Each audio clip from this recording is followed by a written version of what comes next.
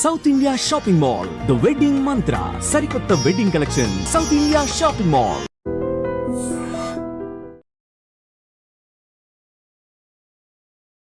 Uniform అయిన తర్వాత మార్గం చేయాలనుకున్నారా? పోలీస్ డిపార్ట్మెంట్లోకి వచ్చిన తర్వాత మీరు చేసిన మంచి కేసులు, ప్రతి పోలీస్ ఆఫీసర్ మార్గాన్ని కానీ చేస్తే వాళ్ళలో స్ట్రెస్ తగ్గిపోవడం కానీ కాన్ఫిడెన్స్ లెవెల్ ఎలా పెరుగుతాయి?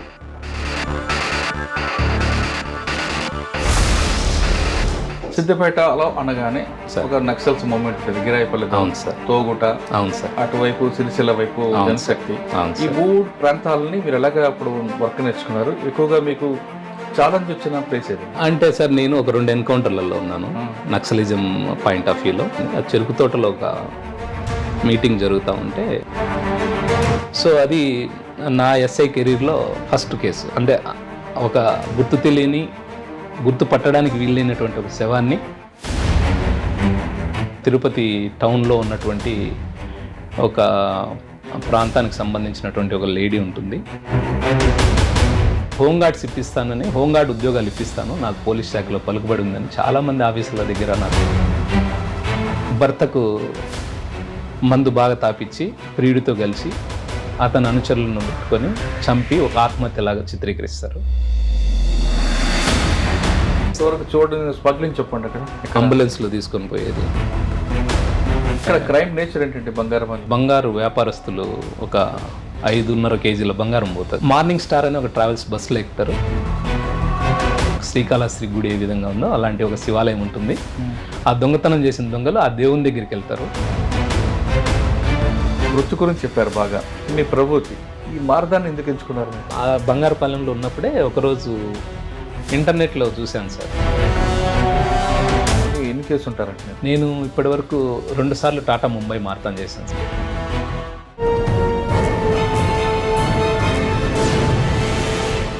Welcome to crime diaries. ఈ వారం మన గెస్ట్ 2009 బ్యాచ్ పోలీస్ ఆఫీసర్, పేరు వి రామకృష్ణ గారు, ఇన్స్పెక్టర్ పీటీసీ తిరుపతి. రామకృష్ణ గారు పోలీస్తో పాటు మారథాన్ ప్రియుడు. ఆయనకి వృత్తి పోలీసింగ్ అయితే ప్రవృత్తి మారథాన్. ఆయన ఎందుకు మారథాన్ ఎంచుకున్నారు, ఇప్పటివరకు ఎన్ని చేశారు విషయాల్ని సార్ నడి తెలుసుకున్నాం. ఇది ఒకటే కాకుండా మంచి మంచి కేసులు కూడా ఆయన డిటెక్ట్ చేశారు. ఒక చిన్న లీడ్ తీసుకొని పక్క రాష్ట్రాలకు వెళ్ళి మరీ తీసుకొచ్చిన కేసులు కూడా ఉన్నాయి. ఆ విషయాలు అన్నిటి తెలుసుకున్నాం. సార్ నమస్తే అండి. నమస్కారం సార్. సన్నంగా చక్కగా సార్ ఇప్పుడే డ్యూటీలో జాయిన్ అయిన ఆఫీసర్ లాగా ఉన్నారు. ఇన్స్పెక్టర్గా వచ్చారు మీరు. Thank you sir. Sir, police officer అవ్వడం అనక బై ఛాన్సా బై చాయిసా అన్నది రొటీన్ క్వశ్చన్. అది కాకుండా యూనిఫామ్ వేయక ముందు నుంచి మీరు మారదానా, యూనిఫామ్ అయిన తర్వాత మారదాన్ చేయాలనుకున్నారా? ఒకటి. నెంబర్ 2, పోలీస్ డిపార్ట్మెంట్లోకి వచ్చిన తర్వాత మీరు చేసిన మంచి కేసులు, చిన్న లీడ్తో వచ్చిన కేసు, బ్రేక్ త్రూ కేసులు ఒకటి. నెంబర్ 3, ప్రతి పోలీస్ ఆఫీసర్ మార్గాన్ని చేస్తే వాళ్ళలో స్ట్రెస్ తగ్గిపోవడం కానీ కాన్ఫిడెన్స్ లెవెల్ ఎలా పెరుగుతాయి, ఆ విషయం చెప్పండి. ఈ 3 ప్రశ్నల సమాధానం చెప్పే ముందు ఒకసారి రామకృష్ణ గారి కుటుంబ నేపథ్యం, యూనిఫామ్లోకి ఎందుకు రావాలనుకున్నారు? సార్, నేను కడప జిల్లాలో చక్రాయపేట మండలం అని గండి పుణ్యక్షేత్రం దగ్గరలో గాజులపేట అని ఒక చిన్న గ్రామం ఉంటుంది సార్ మాది. అక్కడి నుంచి నేను వచ్చాను. నేను ఇంటర్మీడియట్ అయిపోయిన తర్వాత డిగ్రీలో ఉన్నప్పుడు కానిస్టేబుల్ ఎగ్జామ్స్ రాసి 2001 సంవత్సరంలో కడప జిల్లాలో అలాగే మెదక్ జిల్లాలో రాయడం జరిగింది. చివరికి నేను మెదక్ జిల్లాలో కానిస్టేబుల్గా ఎంపిక అవడం జరిగింది, నాన్ లోకల్ కేటా కింద. అక్కడ 2009 సంవత్సరం వరకు, అంటే నేను ఎస్ఐ అయ్యే వరకు సిద్దిపేట పరిసర ప్రాంతాలలో కానిస్టేబుల్గా పనిచేశాను. కానిస్టేబుల్గా పనిచేశాను సార్. కానిస్టేబుల్గా ఫస్ట్ ఎస్పీ మీకు 2001 అంటే సార్, నేను ఇనీషియల్గా నేను భర్తీ అయ్యేటప్పుడు వివి గోపాలకృష్ణ సార్ ఎస్పీ గారు ఉన్నారు. నేను ట్రైనింగ్ ముగించుకొని విజయనగరంలో వచ్చే సమయానికి సికాగోయల్ మేడం గారు ఉన్నారు. తర్వాత రాజేష్ సింగ్ చౌహాన్ సారు, వీళ్ళందరూ ఎస్పీగా ఉన్నారు ఆ టైంలో. సార్ మీరు సిద్దిపేట చూసారు? సిద్దిపేట చేశారు. ఓకే. అంటే గోపాలకృష్ణ గారి టైంలో సిద్దిపేటలో మీరు ఉన్నారు? నేను ఇనీషియల్గా భర్తీ అయ్యేటప్పుడు సార్ ఎస్పీగా ఉన్నారు. పనిచేశారు. సిద్దిపేటలో అనగానే ఒక నక్సల్స్ మూవ్మెంట్ ఉంటుంది, గిరాయిపల్లి, అవును సార్, తోగుట, అవును సార్, అటువైపు సిరిసిల్ల వైపు జనశక్తి, ఈ 3 ప్రాంతాలని మీరు ఎలాగ అప్పుడు వర్క్ నేర్చుకున్నారు? ఎక్కువగా మీకు ఛాలెంజ్ వచ్చిన ప్లేస్ ఏదండి? అంటే నేను భూంపల్లి అని ఒక దుబ్బాక సర్కిల్ పరిధిలో ఉన్నటువంటి భూంపల్లి అని ఒక పోలీస్ స్టేషన్లో పనిచేశాను సార్. ఆ పోలీస్ స్టేషను మేము 2001లో భర్తీ అయిన సమయంలోనే కొత్తగా ఏర్పాటు చేసినటువంటి ఒక పోలీస్ స్టేషన్. మిరుదొడ్డి మరియు దుబ్బాక మండలాలను కొన్ని గ్రామాలను తీసుకొని జ్యూరిడిక్షనల్గా ఏర్పాటు చేసినటువంటి స్టేషన్ అది. అక్కడ కూడవెల్లి దళం అని ఒక వాగు ఉంటుంది, కూడవెల్లి వాగు అని. ఆ కూడవెల్లి దళం అనేది ఉండేది. అప్పట్లో ఒక మావోయిస్టులే కాకుండా జనశక్తి నక్సలైట్స్ కూడా ఎక్కువ మంది ఉండేవాళ్ళు. బేసిక్గా మా పోలీస్ స్టేషన్ ఆ చుట్టుపక్కలంతా కూడా నక్సల్స్ ప్రభావిత ప్రాంతం అది. సానుభూతి పరులు కానివ్వండి, ఆ పార్టీలో యాక్టివ్గా పనిచేసే వాళ్ళు కానివ్వండి, యాక్షన్ టీమ్స్ కానివ్వండి, వీటి మూమెంట్ ఎక్కువగా ఉన్నటువంటి ప్రాంతం సార్ అది. ఈవెన్ మనం సర్కిల్ ఆఫీస్కి ఎవరైనా కానిస్టేబులము ఇప్పటి మాదిరి లేదు కాబట్టి, డిజిటల్ అంతా లేదు కాబట్టి, ఫిజికల్గా మనం ఏదైనా తపాలా తీసుకొని పోవాలన్నా కూడా సర్కిల్ ఆఫీస్కి కానీ సిద్దిపేటకు కానీ 10 మంది ప్రజలు ఏదైతే కమ్యూట్ చేస్తున్నారో అలాంటి ట్రాన్స్పోర్ట్ వెహికల్లోనే పోయేవాళ్ళం. ఎందుకంటే సేఫ్టీ. మీకు ఇన్స్పెక్టర్ నేను పనిచేసినప్పుడు ఎస్ఐగా హరిచంద్రారెడ్డి అని ఇప్పుడు డిఎస్పీగా ఉన్నారు సార్. సారు అవును. ఆయన బేసిక్గా ఆయన పెద్ద ఇన్స్పిరేషన్ కూడా నాకు. ఓకే. ఎందుకు అంటే సార్ ఇక్కడ మాదిరిగా అంటే తెలంగాణకు ఆంధ్రాకు చాలా తేడా ఉంటుంది పోలీస్ పరంగా. అంటే నేను అక్కడ ఇనిషియల్గా భర్తీ అయిన టైంలో ఒక ఎస్ఐ అంటే చాలా రెస్పెక్ట్ ఉండేది ప్రజలలో. అంటే ప్రజలకు సాధ్యమైనంత వరకు సహాయం చేయగలిగే పొజిషన్ ఉన్నటువంటి జాబ్ సార్ అది. సో ఆయన యాటిట్యూడ్ కానీ ఆ ప్రజల నుంచి ఆయనకు వచ్చే ఆ మంచి పేరు కానీ ఇదంతా అబ్జర్వ్ చేసాను క్లోజ్గా. సో హరిచంద్రారెడ్డి సార్ కూడా ఒక నాకు ఇన్స్పైర్ ఎస్ఐ కావాలి మన. ఆయన టైంలో పోలీస్ స్టేషన్లో మధ్య దాడులు, పోలీస్ స్టేషన్లో బ్లాస్టింగ్ కూడా జరిగాయి. అంటే భూంపల్లి ఎస్ఐగా ఉన్నది చాలా తక్కువ కాలం ఉన్నారు సారు. ఆ టైంలో సార్తో పాటు ఒక ఎన్కౌంటర్లో కూడా లైవ్ ఎన్కౌంటర్లో పాల్గొన్నారు. ఇక్కడ అది ఎన్కౌంటర్ జరిగింది మిరుదొడ్డి మండలంలో జరిగింది సార్. అది రుద్రారం అని ఒక గ్రామం ఉంటుంది. ఆ చెరుకు తోటలో ఒక మీటింగ్ జరుగుతూ ఉంటే ఇన్ఫర్మేషన్ మీద చేసాం దాని మీద. దాంట్లో కూడా ఒక 2 జనశక్తి నక్సలైట్స్ కూడా చనిపోయారు. సార్తో పాటు ఆ ఎన్కౌంటర్ ఉంది. ఇప్పుడు డిఎస్పీ ఎవరంటే మీకు సిద్దిపేట డిఎస్పీగా వెంకటేశ్వర్ నాయక్ సార్ అని దుబ్బాక సిఐగా ఉండేవాళ్ళు ఆయన.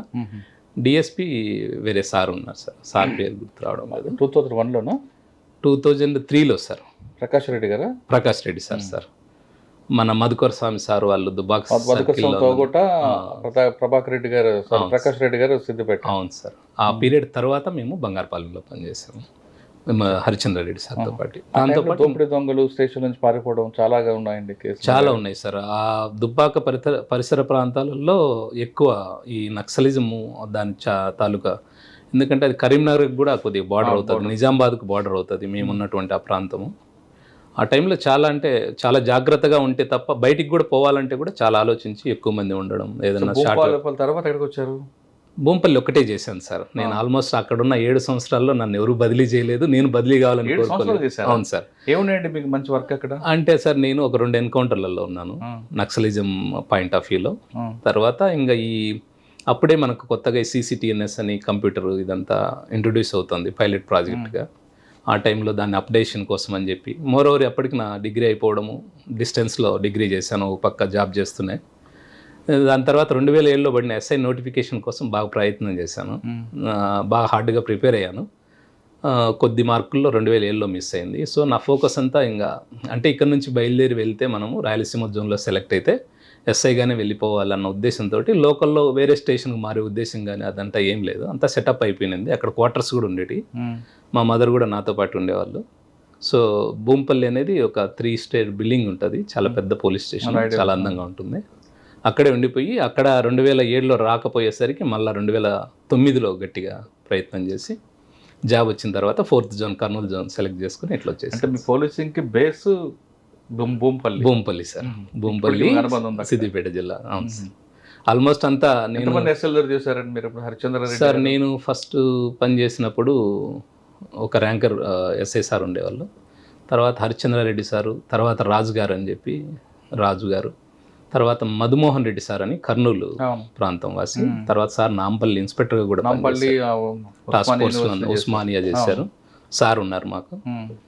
తర్వాత ఇంకా మేము 2009లో జాబ్ వచ్చిన తర్వాత అక్కడ నుంచి రిలీవ్ అయ్యి మళ్ళీ ట్రైనింగ్కి వచ్చేసాం. 2009లో ట్రైనింగ్ అయిన తర్వాత సార్ ఫస్ట్ పోస్టింగ్ ఎక్కడ వచ్చింది?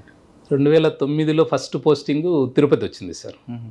సాధారణంగా ఒక కానిస్టేబుల్ నుండి సార్ ఒక ఇన్స్పెక్టర్ కానీ ఒక SI గారు అనుకోండి, సార్ కొంతమంది ఆఫీసర్లు చిన్న చూపు చూస్తుంటారు, అటువంటి చూపులు ఏమి ఎదురుపడ్డాయి మీకు? అలాంటిది ఎప్పుడు ఎక్కడ కానీ లేదు, మీరు కానిస్టేబుల్గా ఉంటూ చదువుకుంటూ ఎస్ఐకి ప్రిపేర్ అయ్యారు. అవును సార్. అక్కడ కూడా కొంచెం విభేదించే వాళ్ళు ఉంటారు, నీ కానిస్టేబుల్ నీవెందురా చదువుకోవడానికి, అటువంటి ఏమైనా చిత్కారాలు అవమానాలు వచ్చాయా? అంటే సార్ ఇక్కడ ఒక డిఎస్పి సార్ ప్రకాష్ రెడ్డి సార్ని కలవడం జరిగింది సార్, నేను సిద్దిపేట డిఎస్పి గారిని. ఈ విధంగా ప్రిపేర్ అవుతున్నాను, నాకు కొద్దిగా వెసులుబాటు ఉంటుంది సార్, సబ్ జైల్లో గార్డ్ ఉంటుంది సార్ సివిల్ వాళ్ళది. ఇక్కడుండి నేను కొద్దిగా దగ్గరలో ఉన్నటువంటి గ్రూప్ 2 కోచింగ్ సెంటర్స్ అందు ఉండేవి కొన్ని. జయచంద్ర రెడ్డి అని ఒక ఎంఆర్ఓ గారు గ్రూప్ 2 కోచింగ్ సెంటర్ నడిపేవారు సిద్దిపేటలో. ఆ సార్ వాళ్ళ కోచింగ్ సెంటర్స్కి, అలాగే రాఘవేంద్ర అని ఒక ఆయన ఐసెట్ కోచింగ్ నడిపేవారు. ఓకే. వీటన్నింటికి పోవడం వల్ల నాకేమైందంటే ఎస్ఐ ఎగ్జామినేషన్ కొద్దిగా ఈజీ అయింది సార్. ఆ టైంలో ప్రకాష్ రెడ్డి డిఎస్పి లాంటి వాళ్ళు, ఆయన కింద పనిచేస్తున్నటువంటి సిసి ఒకసారి ఉన్నాడు, వాళ్ళు నన్ను డిఎస్పి గారికి ఇంట్రడ్యూస్ చేసి ప్రిపేర్ అవుతున్నాడు సార్, కొద్దిగా మనం హెల్ప్ చేస్తే ఎస్ఐ జాబ్ వస్తుంది అంటే సరే అని చెప్పి నన్ను ఆల్మోస్ట్ ఒక 2 years దాకా సబ్ జైల్ గార్డ్లోనే పెట్టారు సార్. సో అది నాకు డ్యూటీ చేసుకోవడం, కోచింగ్ సెంటర్లో కూర్చోవడం సపోర్ట్. ఎంకరేజ్ కాకుండా డిస్కరేజ్ ఎక్కడ లేదు సార్, అలాంటిది ఎక్కడ నేను ఎదుర్కొనింది లేదు సార్. ఓకే. అక్కడ మీకు వచ్చారు ఫస్ట్ పోస్టింగ్ తిరుపతి? అవును సార్. వెంకటేశ్వర స్వామి సన్నిధికి వచ్చారు? అవును సార్. అది పద్మావతి అమ్మవారి గుడి. మొట్టమొదటిసారిగా నా పోస్టింగ్ వచ్చేసి తిరుచానూరులో పద్మావతి అమ్మవారి. ఎవరండి ఎస్పీ ఎవరు అప్పుడు ఫస్ట్? సార్ మేము వచ్చినప్పుడు రవీంద్ర సార్ అని ఒక సార్ ఉన్నారు సార్. అవును సారు. దాని తర్వాత ప్రభాకర్ రావు సారు ఎస్పీ గారు వచ్చారు. అవును సార్. తర్వాత Rajasekhar Babu sir, Mohanty sir, R Jayalakshmi madam, Gopinath Jetti sir. Okay sir, మీరు ఫస్ట్ పోస్టింగ్ వచ్చేసరికి ఆల్రెడీ మీకు రికార్డ్ దగ్గర నుండి కానిస్టేబుల్ అంటే పిల్లర్ ఆఫ్ పోలీస్. అవును సార్. ఆ బేస్ అంతా మీరు నేర్చుకున్నారు. సార్. కానీ ఎస్ఐ అయిన తర్వాత మరొకసారి మీకు ట్రైనింగ్ ఉంటుంది, మళ్ళీ కానిస్టేబుల్ నుండి అన్నీ ఉంటాయి. నేర్చుకున్నారా? నాకు ఆల్రెడీ వచ్చు అని చెప్పి మీరు డుమ్మా కొట్టారు? అలా ఉండదు సార్. అంటే దీంట్లో చాలా డెప్త్గా మనం నేర్చుకోవాల్సి ఉంటుంది సార్. కానిస్టేబుల్ స్థాయిలో ఎంత నేర్పిస్తారో అంతే ఉంటుంది బేసిక్ ట్రైనింగ్లో. ఎస్ఐ విషయానికి వస్తే ఇంకొద్దిగా డెప్త్గా ఉంటుంది. రికార్డ్స్ మీరు ఆల్రెడీ 7 సంవత్సరాలు కానిస్టేబుల్ పనిచేస్తారు కదా, మీకు ఆ సబ్జెక్ట్ అంతా ఉంది కదా. కొద్ది వరకు ఉపయోగపడుతుంది సార్. కానీ మనం జాగ్రత్తగా లేకపోతే ఎస్ఐ ట్రైనింగ్ అకాడమీలో వచ్చే మార్కులను ఆధారంగానే మన ఫర్దర్ ప్రమోషన్స్, ఇన్స్పెక్టర్ కానీ డిఎస్పీ కానీ ఇదంతా ఆధారపడి ఉంటుంది. కాబట్టి కంపల్సరీగా మనము శ్రద్ధగా చదవాలి, శ్రద్ధగా విని రాస్తేనే మార్క్స్ వస్తాయి సార్. ఫస్ట్ పెరంబూర్ కేసు, శ్రీ పెరంబుదూరులో పట్టుకోవడం. తర్వాత అక్కడ నుంచి నేను ఒక 6 monthsకి ఇండివిజువల్ పోలీస్ స్టేషన్ తొట్టంబేడ్ అని, శ్రీకాళహస్తి దగ్గర ఒక తొట్టంబేడ్ అని ఒక స్టేషన్ ఉంటుంది. ఆ స్టేషన్లో పోస్టింగ్ ఇచ్చారు సార్. అది ఇండివిజువల్ స్టేషను. ఎస్ఐ ఒకరే SHOగా ఉండేది. సో అక్కడ ఒక 2 years పనిచేశాను సార్. ఏముందండి సార్ అక్కడ మీ అచీవ్మెంట్, మీ ఛాలెంజ్ ఏమొచ్చింది, మీ అచీవ్మెంట్ ఏముంది అక్కడ అంటే సార్? ఒక మనకు తెలుగంగ కెనాల్ ఉంటుంది సార్. అంటే సోమశిల ప్రాజెక్ట్ దగ్గర నుంచి మనకి కొంత వాటర్ను మనము చెన్నై సిటీకి సప్లై చేస్తాం సార్, కొన్ని టీఎంసీల వాటర్ని, మంచినీళ్ళని.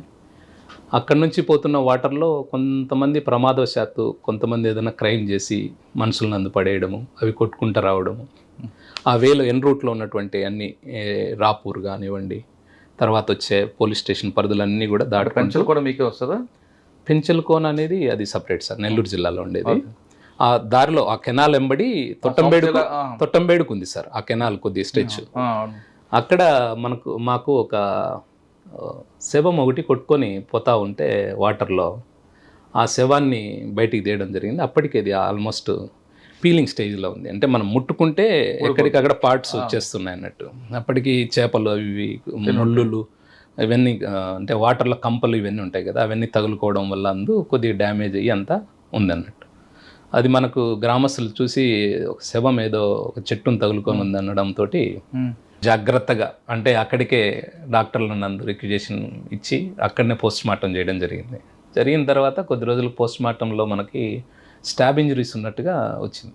అది మేల్ ఫీమేల్ అండి? Male body sir. Unidentified dead బాడీగా మనం కట్టుంటామే ఫస్ట్. తర్వాత ఇంకా వచ్చినటువంటి పోస్ట్ మార్టం దాంట్లో చూసుకొని మర్డర్ కేసుగా ఆల్టర్ చేయడం జరిగింది. అప్పుడు వెంకటేశ్వర్లని సిఐ గారు ఉండేవారు, కరోనాలో చనిపోయారు సారు, మా మొదటి సిఐ గారు ఆయన. ఆ సారు మేము అందరం కలిసి దాని తర్వాత ఎక్కడ బాడీ ఏంది అసలు పర్సన్ ఐడెంటిఫై కాలేదు. మరోవరు మనకి ఎక్కడి నుంచి వచ్చింది తెలియలేదు సార్.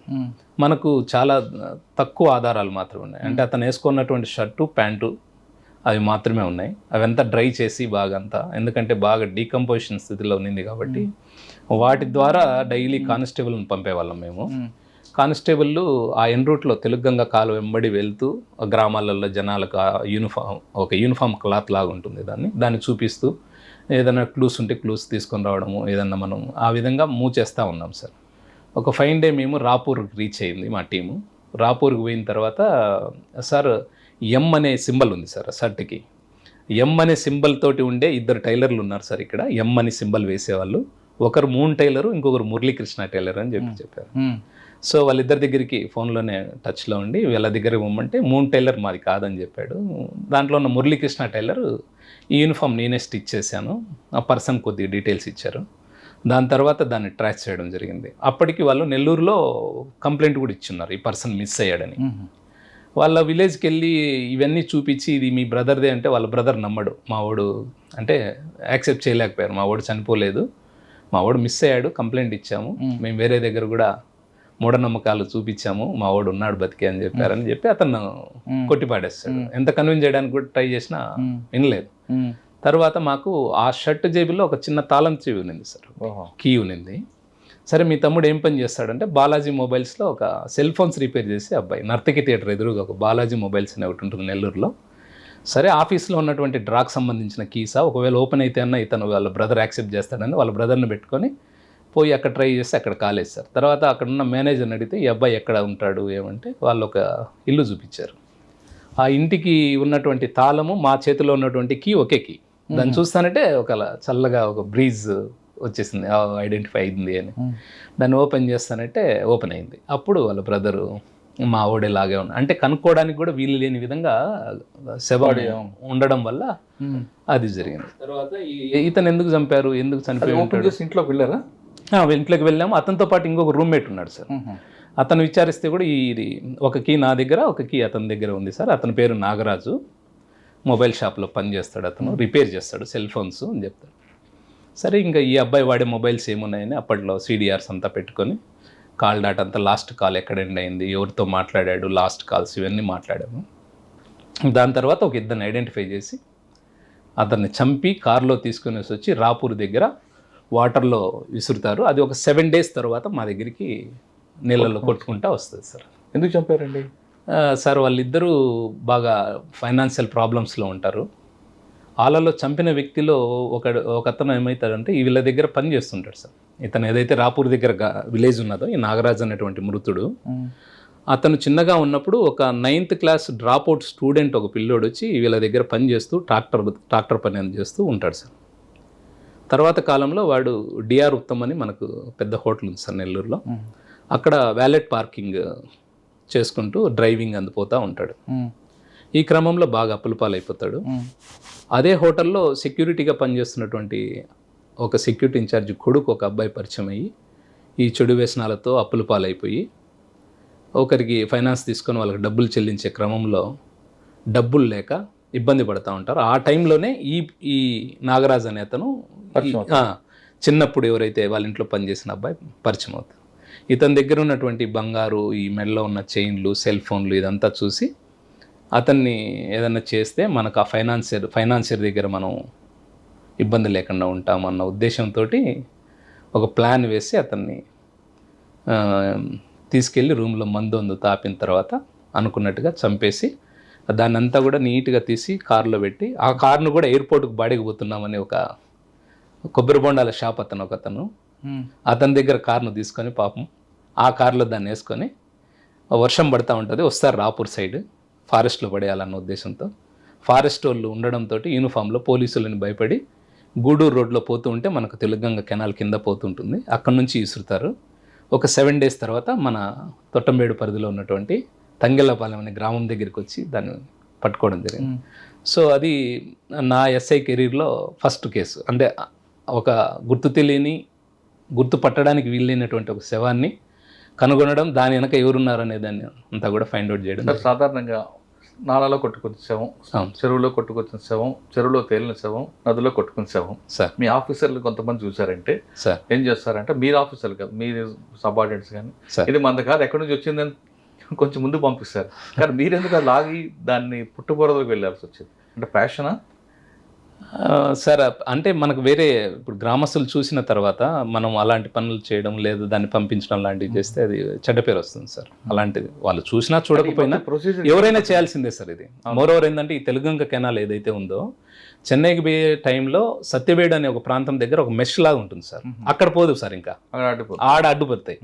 సో ఇలా మిస్ అయిన కేసులు, యాక్సిడెంటల్గా పడినోళ్ళు లేదా ఏదైనా క్రైమ్లో ఇన్వాల్వ్ అయిన మెజారిటీ కేసులు సత్యవేడు పోలీసులకు ఒక పెద్ద ప్రాబ్లం అది. ఛాలెంజ్ వాళ్ళకి పాపం దాన్ని ఐడెంటిఫై చేయడం కానీ దాన్ని తీసి అదంతా చేయాలంటే చాలా ఇష్యూస్ ఉంటాయి. అంటే ఆంధ్ర దాటి అయితే పోదు సార్. సో మీరు అన్నది కొన్ని సందర్భాల్లో జరగచ్చు, కానీ మనకు అవసరం లేదు. డెడ్ బాడీని తీసుకొచ్చి ఆయన అరెస్ట్ చేసే వరకు ఎన్ని రోజులు పట్టింది? ఒక మనకు మొబైల్ డేటా అందు ఇప్పుడు ఉన్నంత ఫాస్ట్గా వచ్చేది కాదు సార్. దానికి ఒక 3 days పట్టింటుంది. అరౌండ్ ఒక 12 రోజులలో కంప్లీట్ చేసాం సార్. వాళ్ళు అక్కడ నుంచి ఆ బంగారాన్ని తీసుకొని రాజంపేట అనే ఒక ఊర్లో పెట్టారు. ఆ బంగారాన్ని రికవరీ చేసి అదంతా చేయడానికి ఒక 12 రోజులు పట్టింది. తర్వాత అండి తొట్టంబేడు తర్వాత తొట్టంబేడులోనే ఇంకొక కేసు ఉంటుంది సార్. ఎందుకంటే మన తిరుపతి టౌన్లో ఉన్నటువంటి ఒక ప్రాంతానికి సంబంధించినటువంటి ఒక లేడీ ఉంటుంది. భర్తతోటి కొద్దిగా దూరంగా ఉంటుంది. పెళ్ళైన తర్వాత ఏదో వైవాహిక జీవితంలో వచ్చినటువంటి ఇబ్బందులతోటి ఆ క్రమంలో కొద్దిగా ఆమె అక్కడక్కడ బయట వెళ్ళడం ఇలాంటి చెడు పనులు చేస్తూ ఉంటుంది. ఆ క్రమంలో ఏపీఎస్పీ వెంకటగిరి బెటాలియన్లో పనిచేస్తూ అక్కడ రిమూవ్ ఫ్రమ్ సర్వీస్ అయినటువంటి ఒక ఏపీఎస్పీ కానిస్టేబుల్ ఒక అతను వీళ్ళకి పరిచయం అవ్వడం. ఈమెకి ఆమె దగ్గర ఉన్నటువంటి బంగారము దాన్ని తీసుకొని క్యాష్ చేసుకోవాలన్న ఉద్దేశంతో ఆమెను చంపడం. అదే మళ్ళీ తెలుగంగ కెనాల్లో వేయడం. 2013 మే నెలలో అతను వాటర్ ఉన్నదని శవం విసురుతాడు. వాటర్ లేక ఆ శవం అక్కడే ఉండిపోవడం. తెల్లారి చూసుకోలేదు సార్ అది. మళ్ళీ మార్నింగ్ కాసరం అనే గ్రామానికి సంబంధించినటువంటి సర్పంచ్ కాల్ చేయడం, మేము వెళ్ళడం, దాన్ని బయటికి తీయడం, ఫోటోగ్రఫీ అంతా నీట్గా చేయించి బాగా పబ్లిసిటీ ఇవ్వడం, ఆమెను కనుక్కొనడం, వాళ్ళ పేరెంట్స్ వాళ్ళందరూ కనుక్కోవడం, వాళ్ళు వచ్చిన తర్వాత కంప్లైంట్ తీసుకొని ఈమె మొబైల్కి సంబంధించినటువంటి డాటాను కానీ ఎందుకు ఈమె ఎవరు చంపి ఉండొచ్చు అనేది ఇదంతా బ్యాక్ ఎండ్లో అంతా వెరిఫై చేస్తే ఒక 5 మంది ముద్దాయిలు ట్రేస్ అయ్యారు సార్. వాళ్ళల్లో ఒక్కొక్కరిది ఒక్కో రకమైనటువంటి స్టోరీ. చివరికి 5 మందికి జీవిత ఖైదు పడింది సార్. దాంట్లో ఇది సూపర్ అండి. అంటే 5 కలిపి చేశారా? 5 కలిపి చేశారు సార్. అంటే ఈ బండి ఏపీఎస్పీ కానిస్టేబుల్, సస్పెండెడ్ కానిస్టేబుల్ కాకుండా మరొకరు వివరాలలోకి వెళ్తే సార్, ఈ ఏపీఎస్పీ కానిస్టేబుల్ ఎవరైతే ఉన్నారో తను ఒకరోజు ఒక లాడ్జిలో ఒక వేశ్యతో కలుస్తాడు సార్. ఆమెకి చెప్తాడు నీకు లైఫ్ ఇస్తానని చెప్పి తీసుకొని పోయి సపరేట్గా ఒక రూమ్లో పెట్టుకొని ఒక సంసారం రన్ చేస్తూ ఉంటాడు. అదే కాకుండా అతను చేసినటువంటి కొన్ని చెడు పనులతోటి అతన్ని రిమూవ్ చేసేశారు బెటాలియన్లో. అతను ఏం చేశాడు, హోంగార్డ్స్ ఇప్పిస్తానని, హోంగార్డ్ ఉద్యోగాలు ఇప్పిస్తాను, నాకు పోలీస్ శాఖలో పలుకుబడి ఉందని, చాలామంది ఆఫీసుల దగ్గర నాకు పలుకుబడి ఉందని చాలామంది అతనికి తెలిసిన ఫ్రెండ్స్, క్లాస్మేట్స్ దగ్గరనే చాలామంది దగ్గర లక్షల డబ్బులు వసూలు చేసి ఉంటాడు. ఈ క్రమంలో ఏం చేస్తాడంటే ఆ భార్య ఎవరైతే అతను చేసుకున్న వేశ్య ఉన్నదో ఈ ఉన్న డబ్బులంతా కరిగిపోవడం, చివరికి మళ్ళీ ఆమెతో ప్రాస్టిట్యూషన్ స్టార్ట్ చేస్తాడు. ఈ క్రమంలో విక్టిమ్ ఎవరైతే ఉన్నారో ఆ లేడీకి సంబంధించినటువంటి కాంటాక్ట్ నుండి ఎవరన్నా వస్తే ఈమె కూడా వెళ్తుంది అని చెప్పి ఆమెను పంపి ఆ వచ్చే డబ్బులు తీసుకోవడం. అంటే ఒక 2000 అమౌంట్ వచ్చింది అనుకోండి, విక్టిమ్కి ఒక 1000 1500 ఇవ్వడం, వీడు 1500 పెట్టుకోవడం, ఈ విధంగా చేస్తూ ఉన్నాడు.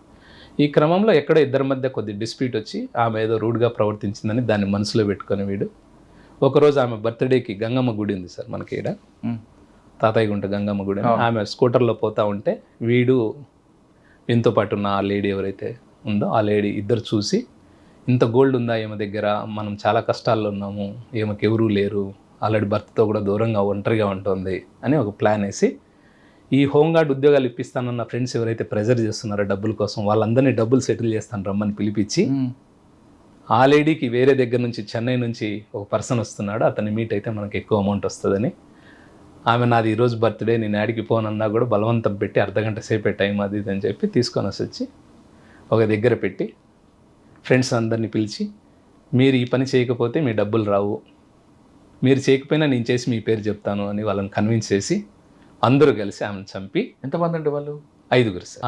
ముగ్గురు వాళ్ళు, వీళ్ళిద్దరు 5గురు. అచ్చా, male and female, male and female ముగ్గురు. ఎవరు ప్రెజర్ ఇస్తున్నారు వాళ్ళు? ప్రెజర్ ఇస్తూ డబ్బులు ఇమ్మని చెప్పి అడుగుతున్నారు. వాళ్ళంతా స్నేహితులే.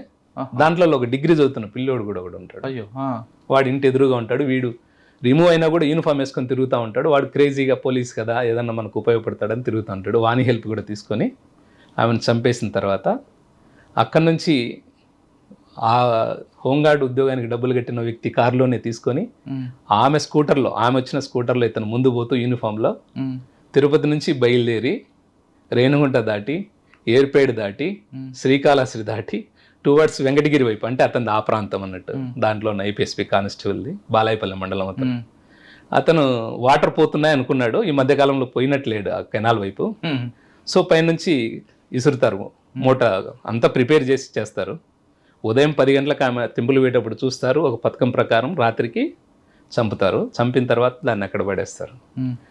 అది వాటర్ లేకపోవడంతో అక్కడే ఉంది. మార్నింగ్ గ్రామస్తులు బ్లడ్ స్టెయిన్స్ ఇదంతా మూటకు ఉండడంతో డౌట్ పడి ఫోన్ చేయడం, మేము పోవడము.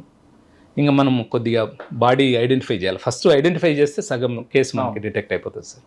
సో దానికోసం అంతా బాగా క్లీన్ చేయించి ఫోటో ఇస్తే న్యూస్ పేపర్లో చూసి ఒక కాల్ వస్తుంది. మేము అందాక దాన్ని ఫ్రీజర్లో పెట్టాము. అంటే అన్నౌన్ డెడ్ బాడీ ఏదైనా వస్తే ఓ 2-3 డేస్ మనం ప్రిజర్వ్ చేస్తాం సార్. ఎందుకంటే వాళ్ళకి సంబంధించిన ఎవరైనా ఐడెంటిఫై చేస్తారేమో అన్న ఉద్దేశం. వాళ్ళు రావడం, వాళ్ళకి చూపించిన తర్వాత వాళ్ళు ఐడెంటిఫై చేయడం, తర్వాత ఇంక ఫర్దర్ ఇన్వెస్టిగేషన్లో మొత్తం ఇదంతా. ఇక్కడ మీకు లీడ్ ఎక్కడ వచ్చిందండి? మనకు phone data sir. Phone data అంటే ఫోన్ డాటాలో కూడా తిరుపతి బస్ స్టాండ్లో ఒక సెల్ ఫోన్, ఎవరో పోగొట్టుకున్న సెల్ ఫోన్ తీసుకొని కాల్స్ చేస్తాడు. కానీ సెల్ ఫోన్ అది కూడా తప్పేనా? ఫోన్ తనదే, ఐఎంఈ సేమ్ వస్తుంది, సిమ్ కార్డు వేరే ఉంటుంది. ట్రై చేశాడు, అంత ఏదో క్లూ దొరుకుతుంది సార్. దొరకకుండా పోయే అవకాశమే లేదు. అందరూ కన్విక్షన్ వచ్చిందంటే 5గురికి జీవిత ఖైదు పడింది. సూపర్ అండి, ఇది సూపర్. తర్వాత అంటే అక్కడి నుంచి ఎక్కడికి వచ్చారు? నేను తొట్టంబేడులో, దాని తర్వాత శ్రీకాళహస్తి 2 టౌన్ పోయాను సార్. సార్, శ్రీకాళహస్తి 2 టౌన్కి వెళ్ళక ముందు నుండే మీరు మారథాన్ ఉన్నారు, తర్వాత వచ్చారా? లేదు సార్, నేను నా మారథాన్ జర్నీ 2021 నుంచి స్టార్ట్ అయింది. అచ్చా, 2009 నుంచి 2021 వరకు సర్వీసులు ఉన్నారు. 21 నుంచి మారథాన్. 21. ఓకే, శ్రీకాళహస్తి 2 అక్కడే ఉందండి మీకు ఛాలెంజ్. అప్పుడు ఎవరు శ్రీకాళహస్తి ఇన్స్పెక్టర్ ఎవరు అప్పుడు? సార్ జగదీష్ నాయక్ గారని డిఎస్పీ ఉన్నారు సార్. సార్ ఇప్పుడు సార్ ఉండేవాళ్ళు. అక్కడే ఛాలెంజ్ ఏం నేర్చుకున్నారు? అక్కడ ఒక మర్డర్ కేసు చేశాం సార్. దాంట్లో కూడా 5గురికి జీవిత ఖైదు పడింది. అదేంటంటే కేసు అంటే ఇల్లీగల్ ఇంటిమసీ పెట్టుకొని అతన్ని భర్తకు మందు బాగా తాపించి ప్రియుడితో కలిసి అతని అనుచరులను పెట్టుకొని చంపి ఒక ఆత్మహత్యలాగా చిత్రీకరిస్తారు. ఎలా అండి అది? సార్, శ్రీకాళహస్తిలో ఒక లాడ్జ్లో ఒక మేనేజర్గా పనిచేస్తున్నటువంటి ఒక వ్యక్తి అదే శ్రీకాళహస్తి టౌన్లో వేరే ఉన్నటువంటి వ్యాపారస్తుని భార్యతోటి అక్రమ సంబంధం ఉంటుంది. అతనికి ఉన్నటువంటి, భర్తకు ఉన్నటువంటి తాగుడు అలవాటుని ఆసరాగా చేసుకొని భర్తను మనం ఎలిమినేట్ చేస్తే హ్యాపీగా ఉండొచ్చు అన్న ఒక కాన్సెప్ట్ తోటి. పిల్లలు 2 పిల్లలు సార్.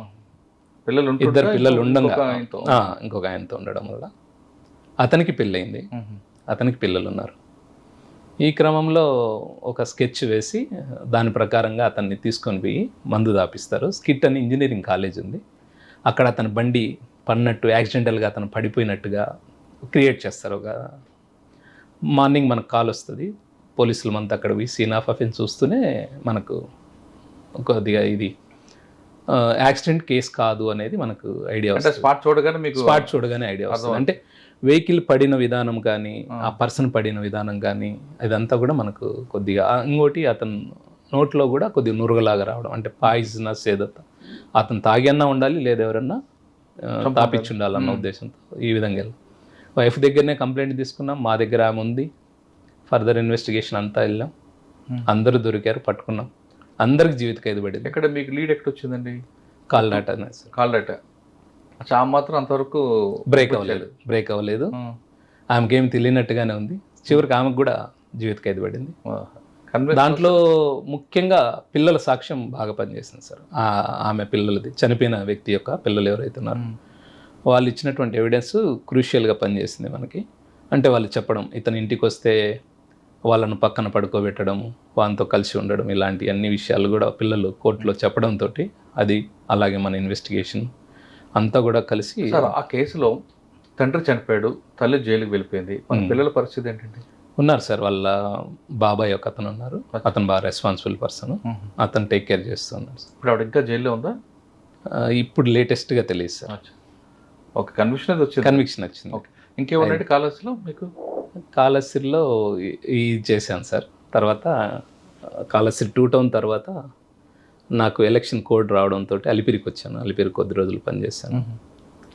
అలిపిరిలో దాని తర్వాత శ్రీకాళహస్తి రూరల్ వెళ్ళాను, అక్కడ కొద్ది రోజులు ఉండి ఏర్పేటలో మీకు రాజశేఖర్ కరోనా టైంలో చనిపోయారు రాజశేఖర్ సార్. దాని తర్వాత బివి శ్రీనివాసులని ఒక ఇన్స్పెక్టర్ గారు ఇప్పుడు సత్యవేడ్లో ఉన్నారు సార్, శ్రీ సిటీలో పనిచేస్తున్నారు సార్ దగ్గర చేశాను. అక్కడ నుంచి ఎలక్షన్ పాయింట్ ఆఫ్ వ్యూలో 3 years కంటే ఎక్కువ ఒకే సబ్ డివిజన్లో ఉన్నాం కాబట్టి అక్కడ బదిలీ చేయడం. తర్వాత అగైన్ మళ్ళీ శ్రీకాళహస్తి రూరల్, దాని తర్వాత ఏర్పేట పోవడం జరిగింది సార్. ఏర్పేటలో ఉన్నప్పుడు రెడ్ శాండిల్ వర్క్ బాగా జరిగింది సార్. ఏర్పేట వరకు వెళ్ళక ముందు సార్ అలిపిరిలో చేస్తున్నప్పుడు ఎక్కువగా ట్రాఫిక్ ప్రాబ్లం సార్, తర్వాత ఆఫీసర్లకి రూమ్లు ఏర్పాటు చేయడం, ఇవన్నీ ప్రోటోకాల్ ఉండేది. ప్రోటోకాల్ అంటే నేను పనిచేసింది 2015 సార్. ఆ టైంలో అంటే ఇన్స్పెక్టర్ గారు SHOగా ఉన్న దగ్గర ఎస్ఐలకి కొద్దిగా బర్డెన్ ఉంటుంది సార్, సెక్టార్ వైజ్గా ఉంటుంది. నాకు ఈ జీవకోన మంగళం వరకు నాకు ఈ పోలీస్ స్టేషన్కి ఈస్టర్న్ సైడ్ ఉన్నటువంటి పార్ట్ అంతా నాదే ఉండేది. లెఫ్ట్ సైడ్ లీలామహల్ నుంచి స్ట్రైట్గా LIC ట్రైనింగ్ సెంటర్ అనే రూమ్స్ లేవు అక్కడ. అక్కడ వరకు అదంతా కొద్దిగా స్లమ్ ఏరియా, ఎక్కువ ఈ రెడ్ శాండిల్ రిలేటెడ్ ముద్దాయిలు, అలాగే పైన పనిచేసే వాళ్ళు, దేవుడి కొండ మీద పనిచేసే వాళ్ళందరూ ఎక్కువ ఉంటారు. బాగా గొడవలు అంతా జరుగుతూ ఉంటాయి. వాటిని అన్నింటినీ ప్రివెంట్ చేసుకుంటూ అప్పుడు DSP గారు రవిశంకర్ రెడ్డి సార్ అని ఉండే, బాగా రౌడీ షీట్స్ ఇవన్నీ బాగా ఓపెన్ చేసాం. ఈ చిల్లరగా డబ్బులు వసూలు చేయడం, ఆటో వాళ్ళని బెదిరియడం, ఇట్లాంటిది ఎక్కువ జరుగుతూ ఉండే. వాటిని అంతా కూడా మ్యాక్సిమం కంట్రోల్లోకి తెచ్చాం సార్. లీలామాల్ సెంటర్ పనిచేశారు అక్కడ. సెంటర్ ఏంటంటే 24 గంటలు రౌడీజం కనిపిస్తుంటుంది, రాత్రి ఉండదు, పగలు ఉండదు. మ్యాక్సిమం బాగా చేస్తున్నాం సార్, ఇంకా తగ్గింది, ముందుతో పోలిస్తే బాగుంది. ఇప్పుడు తెల్లవారుజామున బస్సు దిగిన వాళ్ళకి ప్రాబ్లం ఉంటుంది సార్, నైట్ టైం అక్కడ టిఫిన్ సెంటర్ తినేవాడికి ప్రాబ్లం ఉంటుంది సార్. 1 or 2 ఇష్యూస్ ఉంటాయి, కానీ ఇప్పుడు బాగా తొందరగా రెస్పాండ్ అవ్వడము, డైల్ 100 రావడము, కమాండ్ కంట్రోల్, 24 గంటలు బీటు, భద్రత, అలాగే రక్షక్ వెహికల్స్, ఈ మూమెంట్ అంతా కూడా బాగుంటుంది సార్. చాలా ఇమ్మీడియట్గా తీసుకుంటాం. ఓకే, అక్కడ నుండి మీరు శ్రీకాళహస్తి రూరల్? అవును సార్, శ్రీకాళహస్తి ఏర్పేట చేశాను. ఏర్పేట తర్వాత బంగారుపల్లెంకి వెళ్ళాను సార్. ఏర్పేటలో మీకు చెప్పండి, మీకు అసలైన అక్కడ వారు అక్కడ స్టార్ట్ అయింది కదా. ఏర్పేడు అంటే ఎయిర్పోర్ట్ అందు ఉంటుంది కాబట్టి కొద్దిగా ప్రోటోకాల్, VIPs మూమెంట్ అందు ఎక్కువ. ఎక్కడ మీకు ఎదురైంది అంటే అప్పుడు రెడ్ శాండిల్స్ అంటే మాకు ఈ ఫారెస్ట్ ఏరియా ఉంది సార్, కొద్దిగా ఈ back side Venkatagiri towards Venkatagiri మనం వెళ్ళేటప్పుడు శ్రీకాళహస్తి, బీవీపురము, గొల్లపల్లి, అలాగే ఆ పైన ఉన్నటువంటి గ్రామాలలో కొద్దిగా అక్కడ కూడా కొద్దిగా రెడ్ శాండిల్కి అంటే ఎంట్రీ అంటే అటువైపు ప్రాంతం ఇటు కూడా ఉందా? ఇక్కడ ఏం లేదు సార్, ఈ సైడ్ ఏం లేదు. అంటే అడవి లేక్, ఫారెస్ట్ లేక్ ఎంటర్ అవ్వడానికి కానీ ఎగ్జిట్ అవ్వడానికి కానీ రూట్స్ ఉన్నాయన్నట్టు. ఇక్కడ ఏర్పేట ఏరియాలో కూడా కొన్ని రూట్స్. బాకారాపేట అటుకది ఉంటుందండి, అక్కడ కూడా అంతలకల్లా మనకు ఏదైతే శేషాచలం ఫారెస్ట్ ఏదైతే ఉందో అక్కడ అంటే పోలీస్ మూమెంట్ ఎక్కడ తక్కువగా ఉంటుంది కొద్దిగా అనేది చూసుకొని కూడా వాళ్ళు ఎగ్జిట్ అవ్వడం కానీ ఎంట్రీ అవ్వడం కానీ లాంటివి చేస్తుంటారు. సరే, ఎంట్రీ ఎగ్జిట్ ఎలా మీరు కంట్రోల్ చేస్తారు అక్కడ? సర్వేలెన్స్ సార్ కంప్లీట్గా కానిస్టేబుల్ నందు పెట్టడం, కోంబింగ్ ఆపరేషన్స్కి అందు అటెండ్ అవుతూ ఉండడం. వచ్చిన ఇన్ఫర్మేషన్తో ఏర్పేటలో ఉన్నప్పుడు ఎక్కువ చెన్నైలో ఉన్నటువంటి గోడౌన్స్, దానికి సంబంధించినటువంటి అక్కడ ఎక్కువ సీజ్ చేయడం జరిగింది సార్. అప్పుడు ఉన్నటువంటి ఇక్కడ ఏర్పేటలో పనిచేస్తున్నప్పుడు పుష్ప లాంటి వాళ్ళు ఎవరైనా ఎదురుపడ్డారా? ఉన్నారు సార్, అంటే కొన్ని కేసులలో అరెస్ట్ చేయడం కూడా జరిగింది. అంటే మా పరిధి కాకపోయినా కొన్ని సబ్ డివిజనల్ పరిధిలో ఉన్నటువంటి ఆఫీసర్లు అందరూ ఉమ్మడిగా. ఇంతవరకు చూడండి స్మగ్లింగ్ చెప్పండి, అక్కడ సినిమాలో చూడండి స్మగ్లింగ్ జరిగేది అక్కడ? అంటే సినిమాలో లాగా పోలీసులు చేసినప్పుడు కానీ, పోలీసులు ఎదురుపడ్డప్పుడు కానీ తిరగబడము ఇలాంటిది కొన్ని సందర్భాలలో ఉంటుంది. కొన్ని సందర్భాలలో చాలా క్విక్గా అక్కడ నుంచి ఎస్కేప్ అవ్వడానికి ప్రయత్నం చేస్తారు. ఓకే, నేను అంటుంది అది కాదు.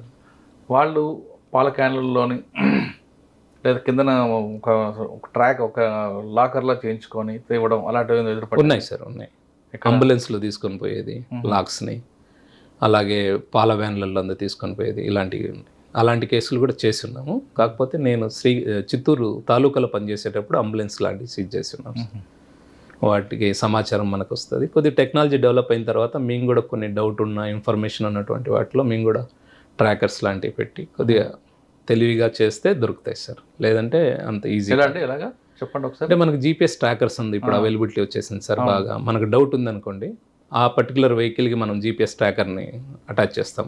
లైక్ అయస్కాంతం లాంటి మ్యాగ్నెట్ పెట్టడం, లేదంటే ఎక్కడన్నా దాన్ని మన ఇన్ఫార్మర్ తోటో లేదా మనమో దాన్ని సెట్ చేస్తాం. కొన్ని వెహికల్స్ ఆ వెహికల్ మూమెంట్స్ని చెక్ చేస్తూ ఉంటాం, మనకు ఐడియా వచ్చేస్తుంది. అంబులెన్స్ ఎలా పట్టుకున్నారు మీరు? అంబులెన్స్ కూడా మాకు ఒక ఇన్ఫర్మేషన్ ఉంటుంది సార్. అంటే వర్క్ క్రెడిబుల్ ఇన్ఫర్మేషన్ తోటే చేసాం. ఒక దగ్గర ఆంబుస్ లాగా వేసి బ్లాక్ చేసాం ఎక్కడిదక్కడ. అంటే అంబులెన్స్ వస్తూ ఉంటుంది సార్, మనము యూనిఫామ్లో కనపడ్డా లేదా చాలా హైవేలలో 8 లైన్ హైవేలలో చాలా కష్టం ఉంటుంది. మేము చేసింది 8 లైన్ హైవే అది. అలాంటప్పుడు మనం వెంకటగిరి టు తిరుపతి లేదు sir, Tirupati to Vellore side, Vellore Tamil Nadu. మేము ఆల్మోస్ట్ చిత్తూరు కలెక్టరేట్ దగ్గరలో ఉన్నటువంటి ఒక ఏరియాలో ఎక్కడైతే నేరోగా రోడ్డు ఉందో అలాంటి కల్వర్ట్ అలాంటివి ఉన్న ఏరియాలు, అంటే వాడికి వేరే ఛాన్స్ ఉండదు, ఇంకా వెహికల్ని సైడ్కి తీయలేకూడదు.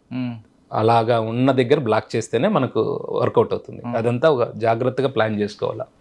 లేదంటే వాళ్ళు మనం హిట్ చేసుకుంటూ పోవడమో లేదా సైడ్ పోవడమో లేదా మామూలు నార్మల్ జనాలకు కూడా ఒక్కోసారి ఎఫెక్ట్ అవుతుంది. ప్రాపర్టీస్ కూడా కొన్ని ఇళ్ళ లేకందు. అంబులెన్స్ మీరు పెట్టించారు డౌట్ రాకుండా, వాడికి డౌట్ రాకుండా మీరే ముందు పెట్టారా లేదా మీకు ఇన్ఫర్మేషన్ వస్తే అంబులెన్స్ మీరు రెడీ చేస్తారా? ఒక అంబులెన్స్లో వస్తుందని ఇన్ఫర్మేషన్ సార్. దానికి మనం ఏం చేసాం, మన స్టాఫ్ను అక్కడక్కడ పెట్టాం. అంబులెన్స్ వస్తుంది అని మనకు చెప్తూ ఉన్నారు. మేము ఎక్కడైతే బ్లాక్ చేయాలనుకుంటున్నామో ఆ పర్టికులర్ పాయింట్ వచ్చే వరకు వెయిట్ చేస్తాం. వచ్చే ముందు ఏం చేస్తామంటే ఆల్రెడీ మేము కొన్ని లారీలు అవన్నీ తెప్పించి పెట్టుకొని ఉంటాం. అంటే వెహికల్ ఇట్లా రాగానే ముందు వెహికల్ లారీలతోటి బ్లాక్ చేస్తాము, బ్యాక్ బ్లాక్ చేస్తాము. సో మేము పక్కనే ఉంటాము ఆంబుస్ లాగా. ఇమ్మీడియట్గా పోవడం, రష్ అవ్వడం. అందరినీ దాంట్లో కూలీలు కూడా కూర్చొని ఉన్నారు. మేము పట్టుకున్న దాంట్లో దొంగలతో పాటు కూలీలు కూడా ఉన్నారు. కూలీలు దొరికారు. అంబులెన్స్ లో ఎవరున్నారని అడిగారా మీరు? అంత టైం ఉండదు సార్. వాళ్ళకు తెలుసు పోలీసులు ఇంటర్వ్యూన్ అయ్యారంటే ఇంకా కంపల్సరీ రెడ్ శాండిల్ తీసుకుపోతున్నామని తెలిసే వచ్చారనేది వాళ్ళకు ఐడియా ఉంటుంది. ఎన్ని దొరికాయండి దొంగలు? దాంట్లో అరౌండ్ ఒక 50 దాకా దొరికాయి సార్ లాక్స్. ఎక్కడి నుంచి తీసుకొస్తున్నారట వాళ్ళు? అవి మన పాకాల ఏరియా దగ్గర నుంచి మనకు ఇన్ఫర్మేషన్ వచ్చింది సార్. అక్కడ నుంచి మనం చేసాం. కల్లూరు ఆ ఏరియా. ఓకే. శ్రీకాళహస్తి 2 నుండి ఎక్కడికి వచ్చారు? రూరల్ నుండి ఏర్పేడ్కి వచ్చాను సార్. ఏర్పేడ్లో ఉన్నప్పుడు జయలక్ష్మి మేడం గారు ఎస్పీ గారు అందున్నారు, గోపినాథ్ జెట్టి సార్ ఎస్పీ గారు ఉన్నారు. ఆ టైంలో మామూలుగా థెఫ్ట్ కేసులు, ట్రాక్టర్ దొంగతనాలు అలాంటివన్నీ చేజ్ చేసుకుంటాం. కేసులు, law and order issues, airport duties అంతా చేసుకుంటాం. అక్కడి నుంచి నేను డైరెక్ట్గా బంగారుపాలెంకి వెళ్ళడం జరిగింది సార్. బంగారుపాలెంలో 2018 నుంచి చేశాను సార్. ఆల్మోస్ట్ 3.5 years చేశాను నేను. ఏముండండి మీకు బాగా మర్చిపోయిన సంఘటన అక్కడ? బంగారుపాలెంలో నేను వెళ్ళిన వెంటనే అక్కడ క్రైమ్ నేచర్ ఏంటంటే బంగారుపాలెము బెంగళూరుకి హైవే సార్. బెంగళూరుకి ఎక్కువ ఉంటుంది మూమెంట్. అంత మ్యాటర్ ఆఫ్ 2 hours జర్నీ అంతే. బెంగళూరుకి ఎక్కువ మంది అక్కడికి వెళ్ళి వస్తూ ఉంటారు, అక్కడి నుంచి వస్తుంటారు. అది ఇంకా మనకు గేట్వే లాగా. మనం తిరుపతి రావాలన్నా, విజయవాడ రావాలన్నా, వైజాగ్ రావాలన్నా, కలకత్తా వెళ్ళాలన్నా అదే వే ఇంకా మనకి. సో కదా మదనపల్లి మీదుగా అది తక్కువ సార్, చాలా తక్కువ వెహికులర్ మూమెంట్ ఉంటుంది. ఇది ఎక్కువ ఉంటుంది. ఇది నేషనల్ హైవే కాబట్టి రోడ్డు కూడా బాగుంటుంది. మేమున్నప్పుడే కొత్త రోడ్డు వేశారు. అంతకుముందు బాగా రోడ్ యాక్సిడెంట్స్ జరిగేటివి. మేము పోయిన 2018లోనే ఇనిషియల్ స్టేజ్లోనే ఒక బంగారు వ్యాపారస్తులు ఒక 5.5 kgs బంగారం పోతుంది మా ఏరియాలోనే. బంగారుపాలెం అవుట్స్కట్స్లో నంది అని ఒక రెస్టారెంట్ ఉంటుంది, A1 రెస్టారెంట్ అనేది, రిలయన్స్ అనే ఒక పెట్రోల్ బంక్ దగ్గర. అక్కడ మేము పోతున్న బ్యాగ్లో ఒక 5.5 kg బంగారం దొంగలించబడింది అని ఒక 2 days తర్వాత, పోగొట్టుకున్న 2 days తర్వాత స్టేషన్ కంప్లైంట్ వస్తుంది.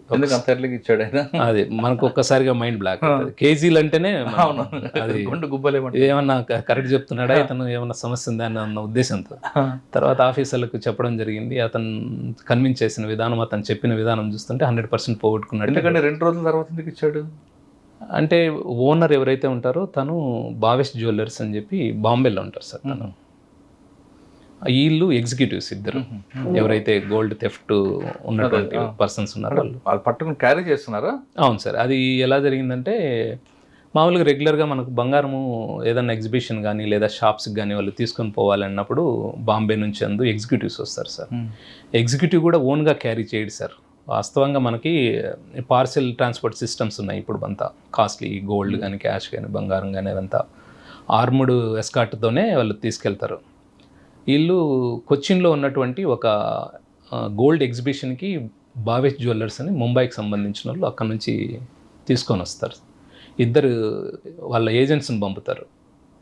మేము ఆల్రెడీ గోల్డ్ పంపించాము ఎగ్జిబిషన్కి, అదంతా కూడా కొద్దిగా మామూలు మనం డైలీ లైఫ్లో వాడే గోల్డ్ కాకుండా కొద్దిగా డిఫరెంట్గా ఉన్నటువంటి గోల్డ్ సార్. అది మనకు ఏదో అకేషనల్కి వాడే గోల్డ్. అది ఆ గోల్డ్ ఎగ్జిబిషన్కి వాళ్ళు పంపుతారు. ఏజెంట్స్ సింపుల్గా బాంబేలో బయలుదేరుతారు, కొచ్చిన్కి వచ్చేస్తారు. కొచ్చిన్కి వచ్చేసిన తర్వాత వాళ్ళకు ఒక కోడ్ ఉంటుంది. ఆ కోడ్ ఆ ఆఫీస్ దగ్గరికి చెప్తే వాళ్ళు ఆ పార్సల్ ఇస్తారు. ఆ పార్సల్ తీసుకొని వస్తారు, ఎగ్జిబిషన్ అంతా ఎగ్జిబిట్ చేస్తారు. అక్కడ నుంచి మళ్ళీ ఓనర్ కాల్ చేస్తారు ఎగ్జిబిషన్ అయిపోయింది అని.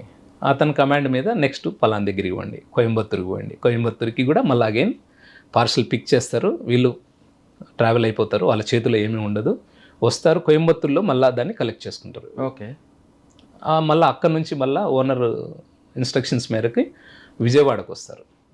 విజయవాడలో ఉన్నటువంటి కొన్ని జ్యువెలరీ షాప్స్లో 1.5 kg అట్లా గోల్డ్ అమ్ముతారు. మళ్ళీ ఓనర్ ఇన్స్ట్రక్షన్స్ మేరకు అగైన్ వైజాగ్ పోతారు. ఇదంతా కూడా వాళ్ళతో పాటు గోల్డ్ ఉండదు, గోల్డ్ సపరేట్గా ట్రావెల్ అవుతూ ఉంటుంది ట్రాన్స్పోర్ట్ దాంట్లో. సో వైజాగ్లో అక్కడ కొన్ని జ్యువెలరీ షాప్లో గోల్డ్ అమ్ముతారు. ఆ గోల్డ్ అమ్మేటప్పుడు అక్కడ నుంచి వాళ్ళు అగైన్ మళ్ళీ అతనితో కాంటాక్ట్ అయితే కంపెనీ అతనితో ఓనరు మీరు బెంగళూరుకి వచ్చేయండి ఆ గోల్డ్ తీసుకొని ఉంటాడు. అక్కడ మిస్టేక్ జరుగుతుంది. అంటే అక్కడ ట్రాన్స్పోర్ట్ లేకుండా ఫిజికల్గా గోల్డ్ క్యారీ చేస్తారు. మార్నింగ్ స్టార్ అని ఒక ట్రావెల్స్ బస్సులో ఎక్కుతారు. ఆ బస్సులో వాళ్ళు కూర్చుంటారు, అదే బస్సులోనే దొంగలు ఉంటారు. అది వీళ్ళకి తెలియదు. బంగారుపాలెంకి వెహికల్ వస్తుంది, శ్రీకాళహస్తి దగ్గర ట్రై చేస్తారు. బస్సు ఒక 45 minutes బ్రేక్ డౌన్ అయితే ఎన్ని గంటలకు అప్పుడు అరౌండ్ అక్కడ శ్రీకాళహస్తి దగ్గర 4 ఆ ప్రాంతంలో మార్నింగ్ ఎర్లీ మార్నింగ్ వైజాగ్ ఎక్కుంటారు. ఎక్కారు నైట్ ఇన్ ద సెన్స్ ఈవినింగే సార్, అంతా 3 to 4 ఆ టైంలోనే ఎక్కేస్తారు. ఓకే. శ్రీకాళహస్తికి వచ్చాక వెహికల్ ఏదో ప్రాబ్లం రావడంతో ట్రై చేస్తారు వీళ్ళు. కానీ వీళ్ళు ఇద్దరు అలర్ట్గా ఉండడంతో సాధ్యం కాదు. అగైన్ బస్సు బంగారుపాలెంకి రీచ్ అవుతుంది. రీచ్ అయిన తర్వాత దీళ్ళల్లో ఉన్న ఇద్దరిలో ఉన్నటువంటి ఒక వ్యక్తి వాష్రూమ్కి వెళ్తూ ఇతనికి చెప్పిపోతాడు. ఇతను కొద్దిగా నిద్రమత్తులో ఉంటాడు. సరే వెళ్ళు అంటాడు, కానీ ఇతను అలర్ట్గా ఉండడు. ఆ టైంలో ఉన్నటువంటి దొంగ ఆ బ్యాగ్ని తీసుకొని వెళ్ళిపోతాడు. వీళ్ళు చూసుకోరు, పలమనేరు దాటిన తర్వాత బ్యాగులు చూసుకుంటారు. చూసుకొని బస్ డ్రైవర్కి చెప్తే అతనికి ఏం అర్థం కాదు లాంగ్వేజ్ ప్రాబ్లం వల్ల. లేదు మీరు అక్కడికి వచ్చి బెంగళూరులో చెప్పండి అని చెప్తాడు. ఆఫీస్లో మార్నింగ్ స్టార్ ఆఫీస్ ఉంటుంది కదా, ఆఫీస్లో చెప్పండి, ఇక్కడేం చెప్పలేము అని. సరే అని వెళ్తారు. అక్కడ మళ్ళీ మెజెస్టిక్ పోలీసులు కంప్లైంట్ ఇస్తారు, వాళ్ళు ఎంటర్టైన్ చేయరు. తర్వాత వాళ్ళ ఓనర్కు బెంగళూరు రప్పించుకొని ఆ నుంచి అందరూ కలిసి బంగారుపాలెంకి వస్తారు. ఇదంతా 1 day 2 days దాకా పట్టింది. మనకు డిలే కంప్లైంట్ వస్తుంది. మనకేం అర్థం కాదు. అందులో 5.5 kg బంగారం అంటేనే ఒకసారిగా ఏం అర్థం కాలేదు. మళ్ళీ అప్పుడు ఉన్నటువంటి మా సిఏ గారికి, డిఎస్పీకి, ఎస్బీ డిఎస్పీ సార్కి అందరికి చెప్పడంతో సరే అని గోపినాథ్ జెట్టి కదా, విక్రాంత్ పాటిల్ సార్ సార్ ఇప్పుడు ఉన్నారు కదా, సార్ ఉన్నారు. సార్ కూడా వచ్చారు సీన్కి. తర్వాత ఇంకా మేము అక్కడ ఉన్నటువంటి సీసీ కెమెరాలను బాగా వర్కౌట్ చేసి మేము చూస్తే ఒక పర్సన్ బ్యాగ్ ఎత్తుకొని పరిగెత్తుకుంటూ పోతూ ఒక దగ్గర ఉన్నటువంటి ఒక స్కార్పియో వెహికల్ ఎక్కేది మాత్రం కనపడుతుంది. ఇక్కడ బంగారుపాలెం CCTV అంటే ఈ బస్సుకి దానికి ఒక 500 మీటర్ల దూరంలో ఇంకొక వెహికల్ పార్క్ అవుతుంది. ఇది హోటల్ దగ్గర ఉంటుంది. కార్ వచ్చేసి రోడ్డు మీద ఉంటుంది ఒక చింత చెట్టు కింద. దీంట్లో ఉన్నటువంటి ఒక పర్సన్ ఒక బ్యాగ్ని ఇట్లా పట్టుకొని పరిగెత్తుకుంటూ వెళ్ళి కార్ ఎక్కేది సీసీ కెమెరాలో మనకు పెట్రోల్ బంకులో ఉన్న ఒక సీసీ కెమెరాలో క్యాప్చర్ అయింది. అంతా మనకు అప్పుడంతా మెగాపిక్సెల్ కెమెరాస్ లేవు కాబట్టి కొద్ది విజిఏ కెమెరాస్ ద్వారా తక్కువగా ఉంది. అది అంత క్లారిటీ లేదు. ఫేస్ అంతా ఐడెంటిఫై చేయడం కానీ, వెహికల్ని ఐడెంటిఫై చేయడం కానీ, బండి మూమెంట్ చూస్తే స్కార్పియో లాగా. దాని తర్వాత దాన్ని ఇంకా సీసీ కెమెరాలు డెవలప్ చేసుకుంటూ కొన్ని 100 గంటల సీసీ కెమెరాలని చెక్ చేసుకుంటూ, అప్పుడు మనకు ఈ కెమెరాస్ ఉండేవి సార్, మ్యాట్రిక్స్ కెమెరాస్ అని ఏపీ అంతా ఉండేవి 2018 ఆ కెమెరాస్ని పట్టుకొని చిత్తూరు కలెక్టర్ గారి ఆధ్వర్యంలో ఆఫీస్లో ఉంటుంది అక్కడ కమాండ్ కంట్రోల్ లాగా. అక్కడ కూర్చొని మేము వెహికల్ని అప్ టు కర్నూలు దాకా ఒక 2 hours చెక్ చేసుకుంటాం. అంటే నెక్స్ట్ కెమెరా అట్లా చూసుకుంటూ వచ్చేస్తాం. ఓకే థెఫ్ట్ అయింది, వెహికల్ వెళ్ళిపోయింది అని. దాని మీద ఒక టీమ్స్ అన్ని ఎస్పీ గారు ఫామ్ చేయడం, దాంట్లో ఒక 15 రోజులలోనే ఇంటాక్ట్ గోల్డ్ని తీసుకొని వచ్చాం సార్. ఎక్కడ దొరికిందండి ఇది? ఇది మేము పూణేలో జిజోరి అనే ఒక ప్లేస్ ఉంది సార్. జిజోరి అనే ఒక శివాలయం, మనకు శ్రీకాళహస్తి గుడి ఏ విధంగా ఉందో అలాంటి ఒక శివాలయం ఉంటుంది. ఆ దొంగతనం చేసిన దొంగలు ఆ దేవుని దగ్గరికి వెళ్తారు. వాళ్ళంతా ఒక దగ్గర ఉన్న టైంలో వాళ్ళను అప్రహెండ్ చేయడం జరిగింది. దానికి చాలా కష్టం. వీళ్ళ దగ్గర గోల్డ్ అనే విషయం వాళ్ళకెళ్ళి తెలిసింది సార్. వాళ్ళ వెహికల్ ఫాలో అయ్యారు, వచ్చారు. వచ్చిన తర్వాత ఇక్కడ బంగారపాలెం దగ్గర బస్సులోకి వెళ్ళినప్పుడు అక్కడ డ్రైవర్ కానీ క్లీనర్ కానీ ఏం చేశారు? అబ్జెక్షన్ చేయలేదా? మా పాసింజర్ కాదు కదా సార్. యాక్చువల్గా సార్ మనకు సోలాపూరు, అహ్మద్నగర్, ఓస్మానాబాద్ మహారాష్ట్రకు సంబంధించినటువంటి ప్రాంతాలలో కొన్ని గ్యాంగ్స్ ఉన్నాయి సార్. వీళ్ళు ఏం చేస్తారంటే గోల్డ్ను, బాగా విలువైనటువంటి ఆర్టికల్స్ మాత్రమే దొంగతనం చేస్తారు. వీళ్ళు జ్యువెలరీ షాపుల దగ్గర అందుకు కాపు కాస్తారు సార్, రెక్కీ చేస్తారు. షాప్లో నుంచి బయటకు వస్తున్నటువంటి వ్యక్తిని ఇతను ఏదైనా కంపెనీ నుంచి వచ్చిన ఎగ్జిక్యూటివా, ఈ బంగారు వర్తకుడా కాదనే దాన్ని ఐడెంటిఫై చేస్తారు. ఐడెంటిఫై చేసి ఒక సింహం మాదిరి వేటాడతారు. ఒక లేడీని ఒక సింహం ఎట్లయితే, మా దాంట్లో మా పర్టికులర్ కేసులో వైజాగ్లో ఒక జ్యువెలరీ షాపు పేరు, వేరే జ్యువెలరీ షాప్లో నుంచి వాళ్ళు బయటకు వస్తుంటే ఈ ఇద్దరు వ్యక్తులు ఎవరైతే బంగారు వర్తకులు ఉన్నారో వాళ్ళు వస్తూ ఉంటే వాళ్ళను చూసి వీళ్ళిద్దరు దగ్గర ఆ గోల్డ్ బ్యాగ్లు అవంతా చూసి డివైడర్లు క్రాస్ చేస్తూ వస్తున్నారు. సీసీ కెమెరా మేము చూస్తే ఒక సింహం లాగా అట్లా వచ్చి వీళ్ళని వెంటనే ఫాలో అవుతూ వీళ్ళు వచ్చి ఒక రమా అనే ఒక థియేటర్ దగ్గర వచ్చి మార్నింగ్ స్టార్ ట్రావెల్స్ ఆఫీస్లో ఏదైతే మనం టికెట్లు కొన్ని దగ్గరలో అమ్ముతారు సార్, ట్రావెల్స్ థియేటర్, అక్కడ వీళ్ళు 2 టికెట్లు కొన్న వెనకనే వీళ్ళు వచ్చి ఇంకో 2 టికెట్లు కొంటారు. సో వెనక వెహికల్లో సభ్యులు ఉన్నారు, ముందు ఇద్దరు గోల్డ్ వాళ్ళు ఎవరైతే మర్చెంట్స్ ఉన్నారో వాళ్ళు ఉన్నారు, బ్యాక్ ఇద్దరు దొంగలు ఉన్నారు. అదును కోసం వెయిట్ చేస్తున్నారు, కమ్యూనికేషన్లో ఉన్నారు. అంటే ఆ బస్సు స్కార్పియో ఒక 1/2 కిలోమీటర్ 200 మీటర్స్ డిస్టెన్స్ లో స్కార్పియో మూవింగ్ లోనే ఉంటుంది. అంటే బస్సులో వీళ్ళు వెనక్కి వీళ్ళు కూర్చున్నారు అంతే. అవకాశం కోసం చూస్తూ ఉంటారు, ఎక్కడ అవకాశం వస్తుందో అక్కడ తీసుకుంటారు. ఇది మన దగ్గరే కాదు, విజయవాడలో కూడా జరిగింది ఇది. కరెక్టే. కానీ వీడి దగ్గర గోల్డ్ ఉందన్న విషయం ఎలా తెలిసిందని వాళ్ళు ఐడెంటిఫై చేస్తారు సార్. ఆ పర్టికులర్ ఏదైతే మనం మాట్లాడుకున్న గ్యాంగ్ ఉందో మహారాష్ట్రకు సంబంధించిన గ్యాంగ్, వాళ్ళు ఐడెంటిఫై చేస్తారు. పొలంలో ఏదో ఇక్కడ మన బంగారపాలెం బస్సు ఆగింది. అవును సార్. వీళ్ళు పాసింజర్లే కాబట్టి ఎక్కారు. ప్యాసింజర్లే ఆల్రెడీ టికెట్ తీసుకొని ఉన్నారు, ప్యాసింజర్లే టికెట్ తీసుకొని ఉన్నారు, డౌట్ రాదు. ఎక్కారు, అతని కోసం చూశారు. ఇతను కొద్దిగా మత్తుగా ఉన్నాడు, తెల్లవారుజామున నైట్ అంతా మేల్కొని ఉన్నారు కాబట్టి ఛాన్స్ దొరకలేదు. నైట్ కాళహస్తిలో కానీ బ్రేక్ డౌన్ అయిన దగ్గర కూడా ఎక్కడైతే ఇతను కొద్దిగా ఏమారాడో ఆ టైంలో బ్యాగ్ తీసుకున్నారు, వెళ్ళిపోయారు. ఈ ఇద్దరు మత్తులో నుంచి తేరుకునే లోపల బంగారపాలెంకి పలమనేరుకి ఒక 20 కిలోమీటర్లు మాత్రమే ఉంటుంది. పలమనేరు దగ్గర విన్న తర్వాత కొద్దిగా వీళ్ళ దగ్గర ఇంకొక బ్యాగ్ ఉంది. బంగారం పోయిందని చెప్తే దీంట్లో ఇంకా దొంగలు ఉంటే ఏమన్నా ప్రాబ్లం అవుతుందన్న ఉద్దేశంతో వాడు డ్రైవర్కు కండక్టర్కి కూడా చెప్పరు వాళ్ళు. మా ఆర్టికల్స్ పోయినాయి, మా వస్తువు పోయింది, ఒకసారి వెండి అంటాడు, ఒకసారి వేరే వస్తువులు వినాయని చెప్తాడు. వాళ్ళకి అర్థం కాక ఏం చేస్తారంటే, సరే నువ్వు ఏదన్నా ఉంటే బెంగళూరు హెడ్ ఆఫీస్లో మా మార్నింగ్ స్టార్ ఆఫీస్లో మాట్లాడుకొని అక్కడ కంప్లైంట్ చేసుకుందరండి అని తీసుకెళ్ళిపోతారు. సో వాళ్ళకి అర్థం కాదు. ఇంకా వస్తే వాళ్ళు వచ్చి మన దగ్గర డీల్ చేయలేక మళ్ళీ అతన్ని ఓనర్ని పిలిపించుకోవడం ఇదంతా చేస్తారు. ఇంకో బ్యాగ్లో కూడా బంగారం ఉంది. ఉంది. అదెంత ఉంది? అది ఒక 11 కేజీలు మిగులుతుంది అమ్మగా. పోయింది 5.5 కేజీ, ఇంకొక 5.5 కేజీ ఇంకో బ్యాగ్లో ఉంటుంది. సార్ మీరు అన్ని యాంటిక్ జ్యువెలరీ సార్ ఇది. ఇందాక మనం మాట్లాడుకునేటప్పుడు యాంటిక్ జ్యువెలరీ అని ఒకటి ఉంటుంది. ఎలా ఉంటుందంటే లైక్ కాపర్ లాగా ఉంటుంది సార్ ఇది. అదేలేండి, కలర్ చూడడానికి పేపర్ కలర్. అవును సార్, ట్రెడిషనల్ జ్యువెలరీ. అవును సార్. అవును సార్. ఇప్పుడు సీసీ కెమెరా ఫాలో అయింది కదా? అవును సార్. సీసీ కెమెరా లీడ్ వచ్చింది. అవును సార్. అంటే మీరు పూణే వరకు దాన్ని ఫాలో చేసుకుంటూ వెళ్ళారా? పూణే వరకు వెళ్ళలేకపోయాం సార్. కర్నూలు వెళ్ళిన తర్వాత మనకి ఇంకా రాలేదు.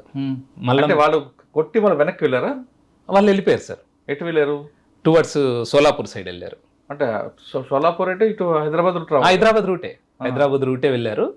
మెజారిటీ ఏం చేస్తారంటే టోల్ గేట్స్ అని అవాయిడ్ చేసుకుంటూ కొద్దిగా నెంబర్ ప్లేట్లు మార్చుకుంటూ పోతారు.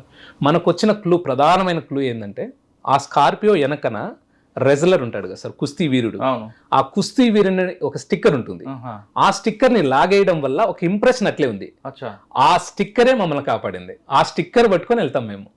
ఆ స్టిక్కర్ పట్టుకొని వెళ్ళిన తర్వాత మాకు విజయవాడ పోలీసు వాళ్ళు అప్పటికే, అంటే మా దానికంటే ముందు జరగడం, అక్కడ మా బ్యాచ్మేట్ ఆఫీసర్ ఉండడం, వాళ్ళతో ఇంటరాక్ట్ అవ్వడం, వాళ్ళు కొన్ని నెంబర్లు ఇవ్వడం, ఆ కైండ్ ఆఫ్ నేరాలు చేసేమో క్రిమినల్స్ని అందరిని ఎగ్జామిన్ చేసుకోవడం, ఇదంతా చేసుకున్న తర్వాత మేము ఒక నెంబర్ను ఏదో అర్థమైంది. రావడం, ఆ నెంబర్ను పట్టుకుంటే ఆ నెంబర్ జుజోరి అని ఒక ఏరియాలో పూణే రూరల్ జిల్లాలో ఉంది. ఒక టీం ఏమో ఉస్మానాబాద్లో ఉన్నాము, ఒక టీం ఏమో పూణేలో ఉన్నాము, నలుగురం 4 దిక్కులు ఉన్నాం, నలుగురం ప్లేస్లోకి వచ్చాం. అందరూ అక్కడ అందరం అది ఆ ప్లేస్కి వచ్చేసాం. జిజోరి అని ఏదైతే టౌన్ ఉందో ఆ టౌన్కి వచ్చేసాం. టౌన్కి వచ్చాం, 200 లాడ్జీలు ఉన్నాయి. అప్పుడు ఇప్పటి మాదిరి ఎగ్జాక్ట్ లొకేషన్స్ వచ్చే పరిస్థితి కాదు, కైండ్ ఆఫ్ లొకేషన్స్ టైప్స్ ఉంటాయి. ఇంకా దాన్ని వెరిఫై చేస్తున్నాం. అందులో ఒక టవర్ అనేది ఒక 3 to 5 kilometers రేడియస్ వరకు మనకి సిగ్నల్స్ పాస్ చేస్తూ ఉంటుంది కాబట్టి ఎగ్జాక్ట్గా అంత అజిముతులు ఇదంతా ఇష్యూస్ ఉంటాయి. సో అక్కడ ఉన్నటువంటి అన్ని లాడ్జ్ల దగ్గర ఉన్నటువంటి వెహికల్స్ను పార్కింగ్ లాట్ని చెక్ చేస్తున్నాం. అరౌండ్ 5:30 ఆ ప్రాంతానికి వెహికల్ కనపడింది, మా వెహికల్ ఒక లాడ్జ్ దగ్గర. ఇంకంతే, అగైన్ మళ్ళీ కడపలో ఒక చల్లని బ్రీచ్, పని అయింది మనకి అని. కానీ వెహికల్ ఉంది కానీ వాడు ఉండుట కదా వెహికల్ అంటే ధైర్యం సార్, వెహికల్ దొరికింది, ఫర్దర్ క్లూ ఉంటుంది కదా, నెక్స్ట్ స్టెప్ వేయడానికన్నా అట్లీస్ట్ హ్యాపీ అనిపించింది. మళ్ళీ వాడు వెహికల్ దగ్గరకు వచ్చాడా? మేము వెళ్ళాం సార్, వెళ్ళి రిసెప్షనిస్ట్ అడిగితే 8 మంది ఉన్నారు సార్ అని చెప్పాడు. 8 మంది రూమ్ తీసుకున్నారు, ఒకే రూమ్ లోనే ఉన్నారు అని చెప్పాడు. సూపర్. అదే టైంకి కానిస్టేబుల్ పోతా ఉన్నారు, బీటోళ్ళు, ఆ జ్యూరిడిక్షనల్ వాళ్ళు. వాళ్ళకి విషయం చెప్పి ఇట్లా ఆంధ్ర పోలీస్ అంటే వాళ్ళు వెంటనే ఆఫీసర్ను పిలిపియడం, ఆ ఆఫీసర్ కూడా విత్ ఇన్ 5-10 minutesలో రావడం, అంత నైట్లో కూడా మాకు సపోర్ట్గా నిలబడడం, మేమందరం పోవడం, అక్కడ ఉన్న హోటల్ బాయ్ తోటి నాకు చేపించడం, వాళ్ళు ఓపెన్ చేయడం. 8 మంది ఆ కేసులో ఇంటాక్ట్ గోల్డ్ రికవర్ అయింది. ఆ తర్వాత నేను అక్కడ నుంచి ట్రాన్స్ఫర్ అయినా ఆ కేసు ట్రయల్ టైంలో అటెండ్ అవ్వడం జరిగింది. సాక్షులందరినీ జాగ్రత్తగా విట్నెస్లు చేయించడం జరిగింది. 3 సంవత్సరాలు వాళ్ళకి జైలు శిక్ష పడడం జరిగింది. ఆ వెహికల్ కూడా సీజ్ అయిందా? అన్ని సీజ్ చేసాం సార్, వెహికల్ సీజ్ చేసాం, పర్సన్స్ అరెస్ట్ చేసాం అంతా. అప్పలనాయుడు సార్ ఎస్పీ సార్ ఉన్నప్పుడు, అప్పలనాయుడు సార్ ఉన్నప్పుడు కన్విక్షన్ పడింది. విక్రాంత్ పాటిల్ సార్ ఉన్నప్పుడు అఫెన్స్ జరగడం, రికవరీ జరగడం అంతా కూడా విక్రాంత్ పాటిల్. నాకు దాంట్లో సారుకు ఒక ఈ బెస్ట్ ఇన్వెస్టిగేటర్ అనే ఒక అవార్డు సార్ ఇచ్చేవాళ్ళు, నాకు ఇచ్చారు సార్. ఆ 3 years కన్విక్షన్ నేను ఈవెన్ నా పోలీస్ స్టేషన్ కాకపోయినా కోర్టుకు అటెండ్ అయ్యి అక్కడ ఉన్నటువంటి విట్నెస్లను అందరినీ జాగ్రత్తగా, ఆ బస్ డ్రైవర్ల నుంచి అందరినీ మనం ఎగ్జామిన్ చేసి జాగ్రత్తగా చేసినాం కాబట్టి 3 సంవత్సరాలు జైలు శిక్ష పడింది. జైలు శిక్ష వచ్చారు తర్వాత ముందు ఏమైనా వాళ్ళకి పడ్డాయా? ఉంటుంది సార్ అది. బంగారుపాలెం తర్వాత బంగారుపాలెంలో ఇంకొక కేసు చేసాం సార్ మేము. బంగారుపాలెంలో నేను పనిచేసేటప్పుడే ఒక కోర్టులో పనిచేస్తున్నటువంటి ఒక స్టాఫ్ ఇంట్లో వాళ్ళు హైదరాబాద్కి వెళ్ళినప్పుడు ఇంటిని బ్రేక్ చేసి ఒక 10 grams బంగారం తీసుకెళ్ళిపోతారు. దాని మీద కంప్లైంట్ ఇస్తాడు, కేసు రిజిస్టర్ చేస్తాం సార్. 1 month తిరగకుండా అదే ఇంట్లో ఉన్నటువంటి ఒక కారు దొంగతనం అవుతుంది sir. SP sir Vikrant Patil సారే ఉన్నారు అప్పుడు. 1 month బ్యాక్ హౌస్ బ్రేక్ అయింది, 1 month తర్వాత మళ్ళీ కారు దొంగతనం అయింది. ఏమి ఇది అని చెప్పి కారు దొరికే వరకు నువ్వు ఏడన్నా పట్టుకొని వచ్చేసేయాలని చెప్తే అష్ట కష్టాలు పడి ప్రయత్నం చేస్తే మా కారు తప్ప 15 కార్లు రికవర్ అయింది. 1.5 కోట్ల విలువైన ఇన్నోవాలు, అన్ని రకాల కార్లను రికవర్ చేశారు. మా కారు మళ్ళీ రికవర్ అయింది సార్. ఇవి రికవర్ అయిన తర్వాత కాదు చేసిన ఇంట్లోకి ఎందుకు వచ్చాడు వాడు?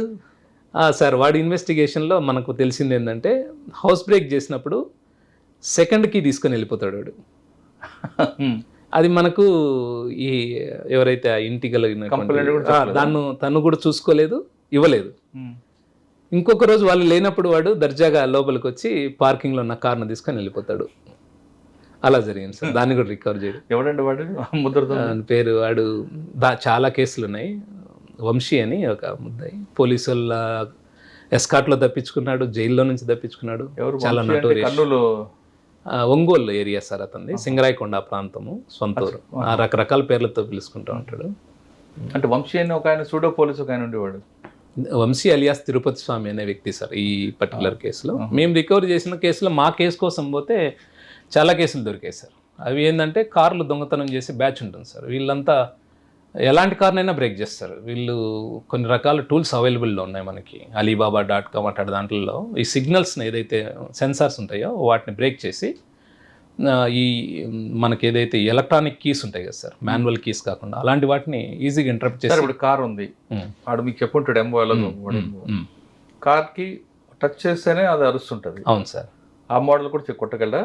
చేస్తారు. రెండోది ఎలక్ట్రానిక్ కీ ఉంది. ఎలక్ట్రానిక్ కీ వాళ్ళందరూ అక్కడ నుంచి అసలు మన కారులో ఉన్నటువంటి ఈసీజీ బైపాస్ చేస్తూ యాక్ట్ చేసే పరికరాలు ఇప్పుడు మార్కెట్లో ఉన్నాయి సార్. అలాంటి వాటిని ఉపయోగించుకొని 10 minutesలోనే కార్ను అన్లాక్ చేసి ఎలాంటి మీరు అనుకున్న సైరన్ కానీ ఏమే కానీ రాకుండా బయటికి తీస్తారు. ఎలాంటి కార్లు అయినా క్రెటా కార్లు కానీ ఇన్నోవా కార్లు కానీ అలాంటి మరి అటువంటి కార్లు అటువంటి దీన్ని మనం కాపాడకుండా ఏం చేయాలి? Manual key best sir. Manual కీతో సేఫ్ గార్డ్ చేసుకోవచ్చు మనం. అంటే మా వాళ్ళందరూ కొంతమంది ఎలక్ట్రానిక్ గా దీంట్లో అలవాటు పడ్డారు, ఈ పాకెట్ లో పెట్టుకుంటారు, కొంతమంది ఇక్కడ నుంచి నొక్కుతారు. దాంతో ఏదైతే సెన్సార్స్ ఉంటాయో రేడియో వేవ్స్ కానీ ఇవంతా కూడా డిస్టర్బ్ చేస్తూ చేయొచ్చు సార్.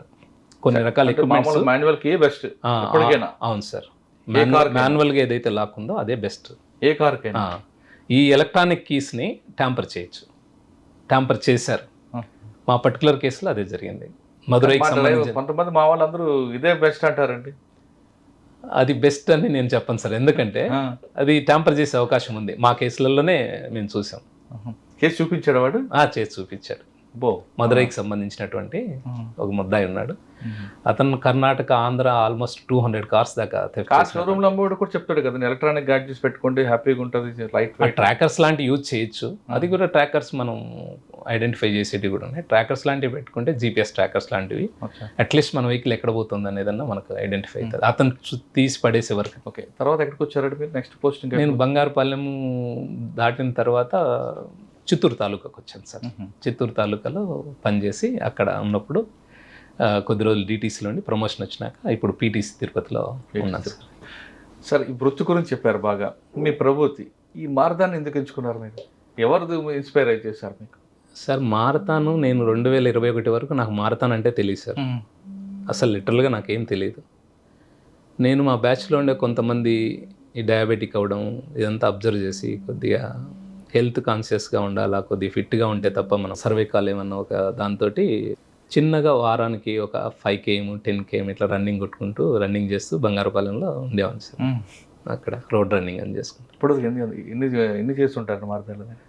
అదే సార్, నేను ఆ బంగారుపాలెంలో ఉన్నప్పుడే ఒకరోజు ఇంటర్నెట్లో చూశాను సార్, టీసీఎస్ వరల్డ్ 10K బెంగళూరులో పలానా తారీఖు జరుగుతూ ఉంది, రిజిస్ట్రేషన్ కావాల్సిన వాళ్ళు చేయండి అని. నాకు అప్పటి వరకు కూడా ఓపెన్ రన్స్ ఎలా ఉంటాయో తెలియదు. దాన్ని రిజిస్టర్ అయ్యాను. ఆ రోజు పోయి చూస్తే దాదాపు 15,000 మంది రన్నర్స్ రన్ చేస్తున్నారు 10 kilometers. ఆ ఎన్విరాన్మెంట్ అదంతా నాకు కొత్తగా అనిపించింది. అంటే రన్నింగ్ని ఇంత ఎంజాయ్, ఇంత పాషన్గా చేస్తారా అని. అది నా ఫస్ట్ ఓపెన్ రన్ నా జర్నీ సార్. బెంగళూరు 2022 మే నెల 15 సార్. ఓకే, దాని తర్వాత నుంచి ఇంకా రన్నింగ్ ఫ్రీక్వెంట్ అయిపోయింది సార్. నాకు ఫ్రీక్వెంట్ అయింది. ఫస్ట్ హాఫ్ మారథాన్ చేయాలి అన్న ఉద్దేశంతో కేరళ మున్నార్లో చేశాను, హిల్ హాఫ్ మారథాన్. దాని తర్వాత 42 kilometers రన్ ఒకటన్నా చేయాలి, అట్లీస్ట్ ఫినిష్ లైన్ వరకు వెళ్ళగలుగుతామా లేదా ట్రై చేయాలని 2023లో టాటా ముంబై మారథాన్ చేశాను సార్. 42 kilometers, 42.2 kilometers ఒక ఫుల్ మారథాన్. ఆ డిస్టెన్స్ని నేను ఫినిష్ లైన్ దగ్గరికి వెళ్తే చాలు అనేది నా కాన్సెప్ట్ ఉండే. 4 గంటల 20 నిమిషాలకు ఫినిష్ చేశాను సార్ నేను. 42 kilometers, 42.2 kilometers. ఎంత స్పీడ్లో ఉంది అంటే పర్ కిలోమీటర్ ఒక 6.15 ఆ రేంజ్లో ఉంటుంది సార్. దాని తర్వాత దీని మీద కొద్దిగా బెంగళూరు బేస్డ్ ఒక పేస్ మేకర్స్ అనే ఒక ట్రైనింగ్ ఇచ్చే ఒక ఉంది సార్. అది వాళ్ళతో టైఅప్ అవ్వడం, వాళ్ళతో కాంటాక్ట్ అవ్వడం, వాళ్ళ ట్రైనింగ్ తీసుకోవడం. ఇదే టైంలో నేను ఎక్స్లో ఒక పర్సన్ బాగా రన్నింగ్ చేస్తూ ఉన్నాడు సార్. అది మేము ఉంటున్న చిత్తూరు పరిసర ప్రాంతాల్లో రన్నింగ్ చేస్తూ ఉంటే అతన్ని గురించి ఆ విలేజ్ కనపడుతుంది మనకి, మ్యాపింగ్ అంతా ఉంటుంది గూగుల్ మ్యాప్. అక్కడ పనిచేస్తున్న మా హెడ్ కానిస్టేబుల్ చెప్పి పలానా పర్సన్ ఎవరు ఎంక్వైరీ చేసి కొద్ది కాంటాక్ట్ ఇవ్వమంటే అతను కాంటాక్ట్ ఇచ్చిన తర్వాత తను పరిచయం అయ్యాడు, సునీల్ కుమార్ కోయి అని. అతను పరిచయం అయిన తర్వాత నా లైఫ్, నా మారథాన్ జర్నీనే మారిపోయింది సార్. వాళ్ళు సునీల్ కుమార్తో పాటు తిలక్ అనే ఒక అన్న ఉన్నాడు, సురేష్ రాథోడ్ అని, అలాగే మంజునాథ్ అని, 4 ఉన్నారు. వాళ్ళని నేను బిగ్ 4 అంటాను. ఇండియన్ రన్నింగ్ కమిటీలో మంచి రన్నర్స్ సార్ వాళ్ళు. వాళ్ళందరూ ఆల్రెడీ బోస్టన్ చేశారు. వాళ్ళు పరిచయం అవ్వడం, వాళ్ళు అప్పటి నుంచి నన్ను గైడ్ చేస్తూ మెంటర్స్గా, కోచ్లుగా నాకు అన్ని వాళ్ళు. ఎన్ని చేస్తుంటారండి? నేను ఇప్పటివరకు 2 సార్లు టాటా ముంబై మారథాన్ చేశాను సార్. 2023లో, 2024లో అదే టాటా ముంబై మారథాన్ను 3 గంటల 19 నిమిషాల్లో చేశాను.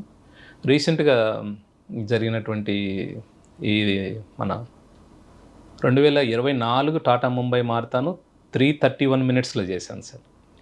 మొన్న జరిగిన న్యూఢిల్లీ మారథాన్లో 3 గంటల 26 నిమిషాల్లో కంప్లీట్ చేశాను సార్. నాకు వీళ్ళు ఈ రన్నింగ్ కమ్యూనిటీలోకి వచ్చాక ఫ్రెండ్స్ పరిచయం అవ్వడము, నా మెంటర్స్ వాళ్ళు, ఇదంతా తర్వాత బోస్టన్ అనే ఒక మారథాన్ ఉంది సార్ మనకి. వరల్డ్ మేజర్స్ ఒక 6 మేజర్స్ ఉన్నాయి. ఇప్పుడు కొత్తగా సిడ్నీ కూడా యాడ్ అయింది, 7 మేజర్స్. దాంట్లో oldest marathon Boston marathon sir. అది రన్నర్స్కి ఒక మక్కలాగా. రన్నింగ్ కమ్యూనిటీలో ఉండే ప్రతి ఒక్కరూ కూడా బోస్టన్లో రన్ చేయాలని కోరుకుంటారు సార్. దాని మీద నాకు ఇంకా దీంట్లోకి ఇన్వాల్వ్ అయిన తర్వాత ఎట్లయినా బోస్టన్ మారథాన్ చేయాలి అని ఒక లక్ష్యం పెట్టుకొని స్టార్ట్ చేశాను. ఇప్పుడు ట్రైనింగ్ అవుతున్నాను. అది సాధించాలంటే నేను 3 గంటల లోపల ఇక్కడ ఇండియాలో ఏదైనా ఇంటర్నేషనల్ అథ్లెటిక్స్ సంబంధించినటువంటి ఆ ఫెడరేషన్ వాళ్ళ ఆర్గనైజ్డ్ ఈవెంట్లో 3 అవర్స్ లోపల రన్ చేస్తే బోస్టన్కి మనకు వీసా కానీ అక్కడ రన్ చేయడానికి అవకాశం కానీ దొరుకుతుంది. మీ గోల్ దాన్ని గోల్గా మీరు చేస్తున్నారు కదా, మీ డిపార్ట్మెంట్ సపోర్ట్ ఉందా? ఉంటుంది సార్, ఎంకరేజ్ చేస్తారు బ్యాచ్మేట్స్ కానీ ఆఫీసర్స్ కానీ. సెలవులు కావాలన్నారు సార్. సార్ మీరు మారథాన్ చేస్తున్నారు, ఫిట్నెస్ కరెక్ట్గా ఉంది సార్. మీ డైట్ ఏంటండి? డైట్ అంతా కూడా నేను ఫిట్నెస్ ట్రైనర్ని ఒకరిని పెట్టుకున్నాను సార్. అంటే ఒక పాయింట్ వరకు బాగానే ఉంటుంది సార్ రన్నింగ్. కొద్దిగా అడ్వాన్స్ లెవెల్కి వెళ్ళాలంటే ఇంజురీ అయ్యే అవకాశం ఉంటుంది. దట్ ఆఫ్టర్ 40 తర్వాత కొద్దిగా ఇంకా ఎక్కువ ఇంజురీ అయ్యే అవకాశం ఉంటుంది మనం ప్రాపర్ ప్రికాషన్స్ తీసుకోకపోతే. సో దానికి 100% మనం జిమ్ చేయాల్సి వస్తుంది. ఒక 2 to 3 days వీక్లీలో జిమ్ను పెట్టుకోవాలి. తీసుకునే డైట్ జాగ్రత్తగా ఉండాలి. వెయిట్ చాలా ఇంపార్టెంట్. రికవరీ, స్లీప్ అన్నీ కూడా చాలా ప్రభావం చూపిస్తాయి సార్ రన్నింగ్ మీద. డైట్లో రైస్ ఉంటుందా? రైస్ ఉంటుంది సార్, ఆఫ్టర్నూన్ మాత్రమే రైస్ ఉంటుంది మెజారిటీ. అంటే వెజ్, నాన్ వెజ్ అన్నీ ఉంటాయి. నేను వెజిటేరియన్ ఎక్కువ ప్రిఫర్ చేస్తాను సార్. వెజిటేరియన్ ఎక్కువ తీసుకుంటాను. అంటే వెజిటేరియన్ మెయింటైన్ చేసి అంత ఫిట్నెస్ వస్తుందా మీకు? వస్తుంది సార్. దానికి నాన్ వెజ్ తినాలని, అది ఎగ్ తినాలి ఎగ్ తీసుకుంటాం సార్. ఎగ్ తీసుకుంటాము ప్రోటీన్ కోసము. ప్రోటీన్ బేస్డ్ డైట్ ఎక్కువ ఉంటుంది. కొద్దిగా వెయిట్ జాగ్రత్తగా ఉండాలి సార్. ఎందుకంటే ఒక అడ్వాన్స్ లెవెల్ రన్నింగ్ చేయాలి, కొద్దిగా స్పీడ్ పెరగాలి అంటే మనం ఒక వాటర్ బాటిల్ పట్టుకొని రన్ చేయాలంటే కష్టం అవుతుంది సార్. 1 లీటర్ వాటర్ బాటిల్ పట్టుకొని రన్ చేయాలి సార్. మీరు 5 years నుంచి చేస్తున్నారు కదా? 2022 సార్. 22లో సీరియస్గా స్టార్ట్ చేశాను. 4 years సార్. 4 years వెళ్తున్నప్పుడు ఎప్పుడైనా ఇంకెంతకాలం పరిగెడతామని అనిపించిందా? లేదు ఇంకా మీరు అన్నట్లు బోస్టన్కి వెళ్దాం అనుకున్నారా? లేదు ఒక్కోసారి హెల్త్ ఇష్యూస్ వచ్చినప్పుడు వద్దురా అనుకున్నారా? వచ్చాయి సార్. నాకు లాస్ట్ ఇయర్ కూడా నేను 4 months ఇంజూరీ అయ్యాను. కొద్దిగా ప్రాపర్గా వామప్, కూల్ డౌను, ఈ స్ట్రెంథనింగ్ ఎక్సర్సైజెస్ ఇదంతా చేసుకోవాలి సార్. చాలా అంటే చాలా జాగ్రత్తగా డిసిప్లైన్గా ఉండాలి సార్. ప్రతి దాంట్లో డిసిప్లైన్గా ఉండాలి. 4 కర్లలో వేయాలి, రన్నింగ్ చేసుకోవాలి, మళ్ళీ ఆఫీస్ని అంతా కూడా బ్యాలెన్స్ చేసుకోవాలి, జిమ్కి వెళ్ళాలి, అంత ప్రాపర్గా ఉండాల్సి వస్తుంది సార్. అంటే మీ ముందు ఎవరైనా దొంగ పరిగెడితే 5 నిమిషాలు పట్టుకుంటారు? అలానేం లేదు సార్, అలానేం లేదు. పరిగెత్తాము ప్రాక్టీస్ చేస్తున్నాం. పారిపడి అనుకోండి మీరు. ప్రజెంట్ అయితే ఫిట్గానే ఉన్నాం కాబట్టి ప్రయత్నం చేసి సార్. సార్ ఫైనల్గా చెప్పండి, మీ గోల్ ఏంటండి? మా బోస్టన్ వెళ్ళడం చేయడం కాకుండా ప్రొఫెషనల్గా సార్ ఈ బోస్టన్ రన్ అయిపోయిన తర్వాత తిరిగి మళ్ళీ లా అండ్ ఆర్డర్లోకి రావడం. లా అండ్ ఆర్డర్లో 10 మందికి సహాయపడాలి. మన స్టేషన్కి వచ్చే వాళ్ళల్లో 10 మందికి ఉపయోగపడాలి. అలాగే డిపార్ట్మెంట్ యొక్క ఏదైతే ఇమేజ్ ఉందో దాన్ని కాపాడుకుంటూ సీనియర్ ఆఫీసర్ల ఇన్స్ట్రక్షన్స్ను ఫాలో అవుతూ ఇంకా మన చేతనైనంత వరకు ఎవరైతే నీడీ మన దగ్గరికి వస్తారో వాళ్ళకి సహాయపడాలి అనేదే ఉద్దేశం సార్. సార్ మీకు ఆంధ్రప్రదేశ్ ప్రభుత్వం నుండి పోలీస్ డీజీపీ గారి నుండి ఏబీసీ అవార్డు పెట్టుకుంటారు. ఏబీసీ అవార్డు వచ్చింది? ఏ కేసుకి వచ్చింది? 2 కేసులకు వచ్చాయి సార్. ఒకటి మనం ఇందాక మాట్లాడుకున్న 5.5 kg బంగారు చోరీ కేసులో ఏబీసీ అవార్డు వచ్చింది. 2 వచ్చాయి. హ్యాట్రిక్ తీసుకోవాలి అని ఉంది. పోలీస్ డిపార్ట్మెంట్లో రామకృష్ణ గారు రోడ్ మోడల్. ఆయనది ఒక ఇన్స్పైర్ స్టోరీ. కానిస్టేబుల్గా డిపార్ట్మెంట్కి వచ్చిన అక్కడితో ఆగిపోకుండా ఇంకొంచెం ముందుకు వెళ్ళాలి అనే కసితో ఆయన ఫస్ట్ టైం ఫెయిల్ అయినా సెకండ్ టైం ఎస్ఐగా సెలెక్ట్ అయ్యారు. ఎస్ఐగా సెలెక్ట్ అయ్యి మంచి కేసులు బ్రేక్ చేయడం, కొంతమంది ఆఫీసర్లతో టీం వర్క్ చేసుకుంటూ ఇన్వెస్టిగేషన్ పార్ట్లో వెళ్ళడం, బెస్ట్ ఇన్వెస్టిగేషన్ ఆఫీసర్గా ఒక మంచి అవార్డు తీసుకున్న ఇంకా ఆయనలో ఒక చిన్న అసంతృప్తి, అదే మారథాన్. అందులో కూడా మారథాన్లో కూడా చాలా మారథాన్లు బాంబే టాటా మారథాన్ కానీ లేదా బాంబేలో కానీ బెంగళూరులో కానీ మున్నార్లో చేసిన ఈసారి గోల్ బోస్టన్ పెట్టుకున్నారు. బోస్టన్ మారథాన్ ఖచ్చితంగా సక్సెస్ అవుతారు. అయిన తర్వాత కూడా మరొకసారి ఇంటర్వ్యూ చేద్దాం. అయితే ఆయన చెప్పింది ఇంపార్టెంట్. మారథాన్ విషయం పక్కన పెడితే ప్రొఫెషనల్ ఇంపార్టెంట్. ప్రొఫెషనల్ని పర్సనల్ రెండు కలపకుండా రెండు మేనేజ్ చేసి చేయడం అనేది ఆయనకు ఒక స్పెషాలిటీ. పర్సనల్గా తీసుకోకుండా ప్రొఫెషనల్లో పోలీస్ ఇమేజ్, ఇక్కడ యూనిఫామ్ ఉంటే మీద యూనిఫామ్ ఉంది కాబట్టి ఆ యూనిఫామ్ ఇమేజ్ని ఎక్కడ దెబ్బతినకుండా, ఆ లెగసీ ఎక్కడ కాపాడుకుపోకుండా జాగ్రత్తగా చేయడమే తన గోల్ అంటున్నారు రామకృష్ణ గారు. ప్రతి ఒక్కరు కూడా ఎక్కడ వచ్చామో అక్కడితో ఆగిపోకుండా ఆయనది ఒక ఇన్స్పైర్గా తీసుకొని చాలామంది ముందుకు వెళ్తే భారతదేశంలో మీలాంటి రామకృష్ణ లాంటి వాళ్ళు కానీ మీలాంటి యువకులు ఎక్కడో ఉంటారు, ఎక్కడో ఉంటుంది, భారతదేశం పేరు కూడా మారిపోతుందంటూ ఎలాంటి సందేశం లేదు. ఇది రామకృష్ణ గారితో ఎక్సలెంట్ ఇంటర్వ్యూ. వచ్చే వారం మరో గెస్ట్తో మళ్ళీ కలుద్దాం. అంతవరకు నమస్తే. థ్యాంక్ యూ అండి. Thank you very much.